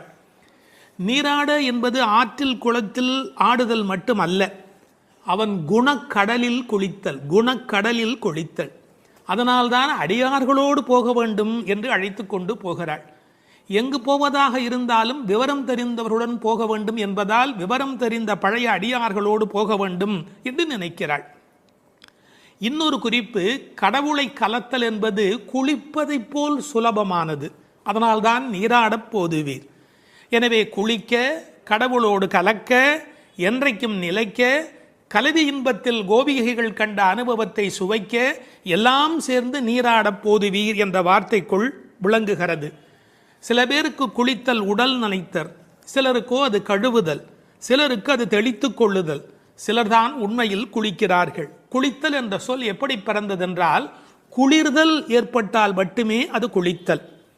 ஆற்றில் சுழித்தோடும் வெள்ளத்தில் நனைகிற போது ஆன்மா விழிப்படைகிறது. பிரபஞ்ச நுகர்ச்சி நீங்கி நமக்கு ஆத்ம அனுபவம் தானே கிடைக்கிறது. தண்ணீர் ஒரு தியாகி, தான் அழுக்காகி பிறரை தூய்மையாக்கும் ஒரு உன்னத தியாகி. அந்த நீராட்டம் இறை அனுபவம் என்ற பொருளிலே இங்கு பேசப்பட்டது. இது ஆயர்பாடி. எப்படிப்பட்ட ஆயர்பாடி தெரியுமா? சீர்மல்கும் ஆயர்பாடி. செல்வச் சிறுமீர்கள். சீர் என்பது என்ன? பசு, எருமை, ஆடு என்கின்ற செல்வங்கள் நிறைந்திருக்கிற இடம். 3 வகையான கன்று ஈனுவதற்கு முந்தைய பசு, கன்று ஈன்ற பசு, கன்று ஈன்று நிறுத்திய பசு, இப்படி 3 வகையான அந்த ஆனிரையும் நிறைந்திருக்கிற இடம். கண்ணன் பிறந்த பிறகு அவன் கைப்பட்டதாலே எல்லாம் அதிகமாக பால் கறப்பதால் செல்வம் செழித்தோங்கி இருப்பதால் செல்வ சிறுமீர்கள். மாடு என்பது தமிழிலே செல்வத்தை குறிக்கும். ஒரு ஆச்சரியம், கேட்டில் என்கிற ஆங்கில சொல்லும் செல்வத்தின் குறியீடு. சிறுமீர்கள் என்றது என்ன என்றால் கண்ணனுக்கு ஒத்த வயதுடையீர் என்று பொருள். இப்போது யாரை பார்க்க போகிறார்கள்? கண்ணன் திருமாளிகை, அது நந்தகோபருடைய திருமாளிகை. அவர் சாதாரணமானப்பட்டவர் அல்ல, கூர்வேல் கொடுந்தொழிலன். அச்சத்தை ஏற்படுத்துவாரா என்றால் நன்றாக சாதுவாகத்தான் இருந்தால், பசும்புல் சாப மிதியாதவராய் இருந்தார். ஆனால் கண்ணனுக்கு தொடர்ந்து அசுரர்களால் துன்பம் வந்த காரணத்தினாலே எப்போதும் கையில் வேலோடு போருக்கு தயாராக இருப்பதைப் போல் இருக்கிற கூர்வேல் கொடும் தொழிலன் நந்தகோபன். அவன் குமரன், அடங்கி ஒடுங்கி இருக்கிற அழகான அப்பாவிடத்தில் அடக்கமான பிள்ளை. ஏறார்ந்த கண்ணி யசோதை இளம் சிங்கம். அவள் கண்ணுக்கு அழகு எப்படி வந்து சேர்ந்தது? அழகு, எழுச்சி, இளமை இவையுடைய கண்ணாக அவள் விளங்குகின்றாளே, எங்கிருந்து வந்தது? கண்ணனையே வைத்த கண் வாங்காமல் பார்த்து கண்ணனை கண்ணில் குடியேற்றியதால் வந்த அழகு. ஒரு நல்ல மகனை பெற்றால் தாய் தந்தைக்கு எத்தனை புகழ் பாருங்கள். ஒரு ஆழ்வார் அனுபவிக்கிறார், அழுகையும் அஞ்சினோக்கும் மண்ணோக்கும் தொழுகையும் எவை கண்ட கண்ணீரே என்று அந்த யசோதையின் கண்கள் கொண்டாடப்படுகின்றன. அங்கு இளம் சிறுமி என்ற வார்த்தையை பயன்படுத்தினாள், இங்கு யசோதை இளம் சிங்கம் என்று சொல்லுகிறாள். அப்பாவிடத்தில் குமரன், ஆனால் தாயிடத்திலே எப்போதும் பிள்ளைகள் வம்பு செய்யும் இளம் சிங்கம். கார்மேனி செங்கண் கதிர்மதியம் போல் முகத்தான், கருப்பான உடல், அதில் சிவப்பான கண்கள். செங்கண் என்பதை சிவந்த என்று பொருள் கொள்வதை விட செம்மை என்று பொருள் கொண்டால் இன்னும் அழகு. கதிர்மதியம் போல் முகத்தான், ஒரு முகமே நிலவாகவும் சூரியனாகவும் எப்படி இருக்க முடியும்? முடியும். நீங்கள் நன்றாக நரசிம்ம அவதாரத்தை உற்று நோக்கினால், எதிரியான இரண்யகசிபுவை நெருப்பையழ பார்த்தவன் பக்கத்தில் இருக்கிற பிரகலாதனை அன்பு கனிய பார்க்கிறான். ஒரே நேரத்தில் சந்திரனாய், ஒரே நேரத்தில் சூரியனாய் நரசிங்க பெருமாள் இருக்கிறார். சிங்கமே இருக்கும் என்றால் இந்த மற்றைய பெருமானுடைய கருணையினை என்ன என்று சொல்வது? எனவே கதிர்மதியம் போல் முகத்தார். முதல் பாட்டிலேயே நாராயண மகாமந்திரத்தை உச்சரித்து, நாராயணனே ஒரே பரம்பொருள் நமக்கே வரை தருவான். அந்த நமக்கே என்பதில் கவலைப்படாதீர்கள், நமக்கு நிச்சயம். பறை என்பது தோல் கருவியாக அடையாளப்படுத்தப்பட்டாலும் புருஷார்த்தங்களை குறிப்பது, அடைய வேண்டிய எல்லா நிறைவையும் தருவது. பாரோர் புகழப் படிந்தேலோர் எம்பாவாய். இந்த ஊர் புகழும், உலக நலனுக்கு மழை கிடைக்கும், நம்மையும் எல்லோரும் புகழ்வார்கள். படிந்தேலோர், நீரில் நன்கு படிந்து வாருங்கள் என்று அழைக்கிறாள். இது முதல் பாட்டின் பொருள். செய்ய வேண்டியவற்றையும் விலக்க வேண்டியவற்றையும் சொல்லுகிற இரண்டாம் பாடல். வையத்து வாழ்வீர்கள் நாமும் நம் பாவைக்கு செய்யும் கெரிசைகள் கேளீரோ. பார்க்கடலுள் பையத்துயின்ற பரமன் அடிபாடி நெய்யுண்ணோம் பாலுண்ணோம் நாட்காலே நீராடி மையிட்டெழுதோம் மலர் இட்டு நாம் முடியோம் செய்யாதன செய்யோம் தீக்குறளைச் சென்றோதோம் ஐயமும் பிச்சையும் ஆம்தனையும் கைகாட்டி உய்யுமாறு எண்ணி உகந்தேலோர் எம்பாவாய். பாடலின் பொருள்: இந்த உலகத்தில் வாழும் பேறு பெற்றவர்களே, நாம் நமது இந்த பாவை நோன்புக்கென கைக்கொள்ளும் முறைகளை கேட்டுக்கொள்ளுங்கள். திருப்பார்க்கடலில் யோக நித்திரை புரிகின்ற எம்பெருமானின் திருவடிகளை புகழ்ந்து பாடுவோம். நெய், பால் என்று நாவிற்கு ருசியான பண்டங்களை தேடி நாம் ஓடமாட்டோம், உண்ணமாட்டோம். விடியற்காலையில் நீராடுவோம். உடலை அலங்குபடுத்திக் கொள்ளுகிற கண்ணுக்கு மையிடுதல், கூந்தலுக்கு மலரால் அலங்காரம் செய்து கொள்ளுதல் ஆகிய அழகு செய்யும் செயல்களை ஒதுக்கி வைப்போம். செய்யத்தகாதன என்று விலக்கப்பட்ட செயல்களை ஒருபோதும் செய்ய மாட்டோம். கோள் சொல்லுதலை செய்ய மாட்டோம். முடிந்த அளவுக்கு தான தர்மங்கள் செய்வோம். உய்ந்து போவதற்கான வழியை நினைத்து மகிழ்ச்சியோடு இந்த நோன்பில் நாம் ஈடுபடுவோம் என்பது பாடலின் திரண்ட பொருள். வையத்து வாழ்வீர்கள் நாமும் நம் பாவைக்கு செய்யும் கெரிசைகள் கேளீரோ. வையத்து வாழ்வீர்கள். நான் ஒரு முரண் சொல்லட்டுமா? இந்த உலகத்தில் பல பேர் தனக்குள் மட்டும் வாழ்கிறார்கள். எப்படி? உச்சந்தலையிலிருந்து உள்ளங்காலுக்குள்ளாக அவர்கள் உலகமே முடிந்து விடுகிறது. தான் தான் தான் தான் என்று தன்னை பற்றி மட்டுமே கவலைப்படுகிறார்கள்.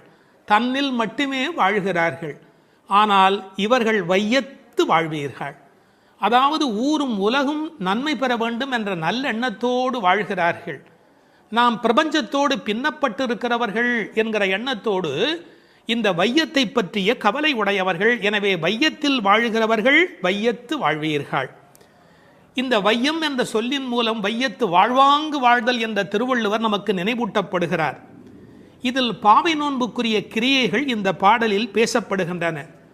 ஒரு லீடர்ஷிப் குவாலிட்டி என்கிற தலைமை பண்பு, டூஸ் அண்ட் டோன்ட்ஸ் என்ன என்பதை தன்னை பின்பற்றி வருகிறவர்களுக்கு தெளிவாக விளக்கிவிட வேண்டும். இந்த வையம் ஏன் பெருமையுடையது தெரியுமா? வைகுந்தத்திலே இருக்கிற பெருமான் கூட அங்கில்லாத ஒரு ஒளியோடு இந்த பூமிக்கு வந்து மக்களுக்கு அருள் புரிந்து கொண்டு இருக்கிறார். எனவே இந்த வையம் சிறப்புடையது. இந்த வையத்து வாழுகின்ற இளம் பெண்களே, நாம் நம் பாவைக்கு, இந்த பாவை நோன்புக்கு மண்ணிலே ஒரு பாவை பிம்பத்தை பிடித்து அதற்கு இந்த நோன்பு நடத்துவதாலே இதற்கு பாவை நோன்பு என்று பெயர் வந்தது. நாமும் நம் பாவைக்கு இந்த நோன்பிலே நாம் செய்யும் கிரிசைகள் கேளீரோ. ஏன் வையத்தை வாழ்த்துகிறாள்? ஆயர்பாடியிலே வயது போனவர்கள் எல்லாம் கிருஷ்ணனோடு சேர ஒட்டாதபடி அப்போது தடுத்திருந்தார்கள். இப்போது அனுமதி கொடுத்திருப்பதாலே அவர்களை வாழ்த்துகிறாள் என்று எடுத்துக்கொள்ளலாம். என்ன கிரிசைகள், செய்யும் கிரிசைகள்? இது அபிசார ஹோமத்தை போல் பிறரை அழிப்பதற்கான ஒரு முயற்சி அல்ல, வாழச் செய்யும் நோன்பு. இதில் நீங்கள் காது கொடுத்து கேட்பதே இன்பம். இது பெருமானுடைய பெருமையினை நீங்கள் காது கொடுத்து கேட்பதே பெருமை. இந்த பாவை நோன்பை பற்றி தொடங்குகிறவள் அன்றைக்கு கண்ணால் கோபியர்கள் அனுபவித்ததை நாம் காதால் இன்றைக்கு அனுபவித்துக் கொண்டிருப்பதால் வையத்து வாழ்பவர்கள். அதற்கு அடுத்த வரி காதால் எப்படி அனுபவிக்கிறார்கள்? பையத்துயின்ற பரமன் அடிபாடி நெய்யுண்ணோம். பையத்துயின்ற பரமன். இந்த பைய என்ற சொல் இருக்கிறதே, பொதுவாக தமிழிலே எல்லாருக்கும் புரியும் என்று சொல்ல முடியாது. பாண்டி நாட்டு வார்த்தை. தமிழ்நாட்டிலே மதுரைக்கு அப்புறமாக தெற்கு புறத்துக்கு நீங்கள் போனால்தான் பைய என்ற வார்த்தையை கேட்கலாம். யாராவது வந்தால் பைய வாங்க, பைய இருங்க, பைய போலாமே, பைய மெதுவா அப்படின்னு. அவர் எப்படி படுத்திருக்கிறாராம்? பாம்பல, பாம்புக்கு நோகுமோ தனக்கு நோகுமோ அப்படின்னு பட்டும் படாமலும் படுத்திருக்கிறாராம். சரியா சொல்றதா இருந்தால் தூங்காமல் தூங்கி கொண்டு இருக்கிறாரா. ஏன்? அது யோக நித்திரை, அரிதுயில் அல்லவா? காரணம், முழுமுதற் பொருளாகிய நாராயணன் உறங்கிவிட்டால் இந்த உலகம் என்னாகும்? கூப்பீடு கேட்கும் இடமாக அந்த பார்க்கடலுள் வந்து அவன் படுத்து கிடக்கிறான். பின்னாலே சொல்ல போகிற பல விஷயங்கள் முக்கியம் என்றாலும் கூட இந்த பாம்பேடில் படுத்திருப்பது என்பது ஒரு தனித்த சிறப்பு. ஆழ்வார்கள் அனுபவித்த ஒரு திருக்கோலம். கிடந்ததோர் கிடக்கை கண்டும் எங்கனம் மறந்து வாழ்கேன். தொண்டரடி பொடியாழ்வார் சொல்கிறார். ஆஹா, இப்படி படுத்திருக்கிற இந்த காட்சி, அரங்கனுடைய காட்சியை நான் எங்கே போய் வேறு இடத்திலே பார்ப்பேன்? தூங்காமல் தூங்கிக் கொண்டிருக்கிறார். உறங்குவான் போல் யோகு செய்த பெருமான். அவன் அடி பாடி, இதுதான் நூலின் பயனே, பரமனுடைய அடியினை பாடி. இதை எப்படி விளக்குகிறாள்? பின்னாலே சொல்லுகிறாள், பொற்றாமரை அடி போற்றும் பொருள் கேளாய் என்று பேசுகிறாள்.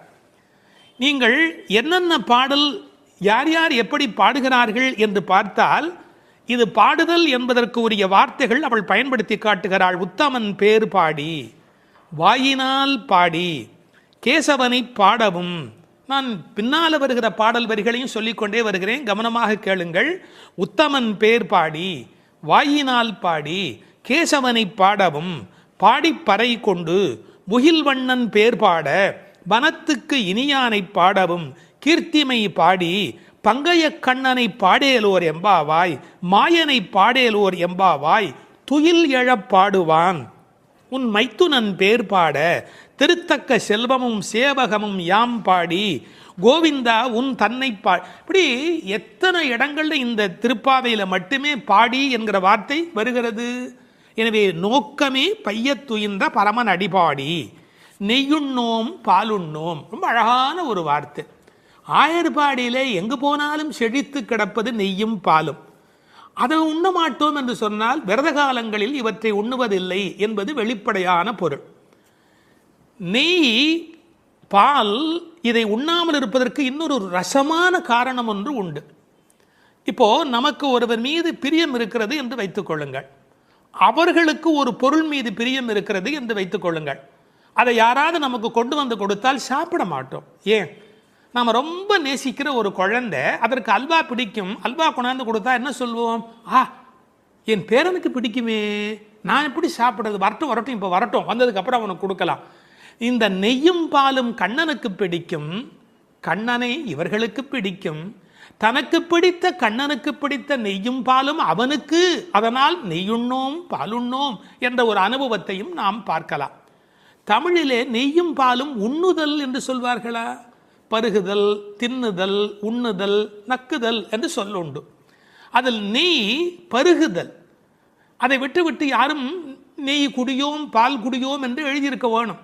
ஆனால் உண்ணோம் என்று சொல்லுகிறார்களே, அதற்கு உரை எழுதியவர்கள் சொன்னார்கள், இவர்களுக்கு என்ன தமிழ் இலக்கண இலக்கியம் தெரியும்? ஆயர்பாடியிலே வாழுகிற பெண் அல்லவா, எனவே அந்த குலத்திற்கு ஏற்ப பேசிவிட்டார்கள் என்று ஒரு நயம் சொன்னார்கள். ஆனால் இன்னொரு சிறப்பு இருக்கிறது. உண்ணோம் என்று சொன்னால் நம்மூரிலே வேண்டுமானால் பாலும் நெய்யும் தண்ணீராக இருக்கலாம்.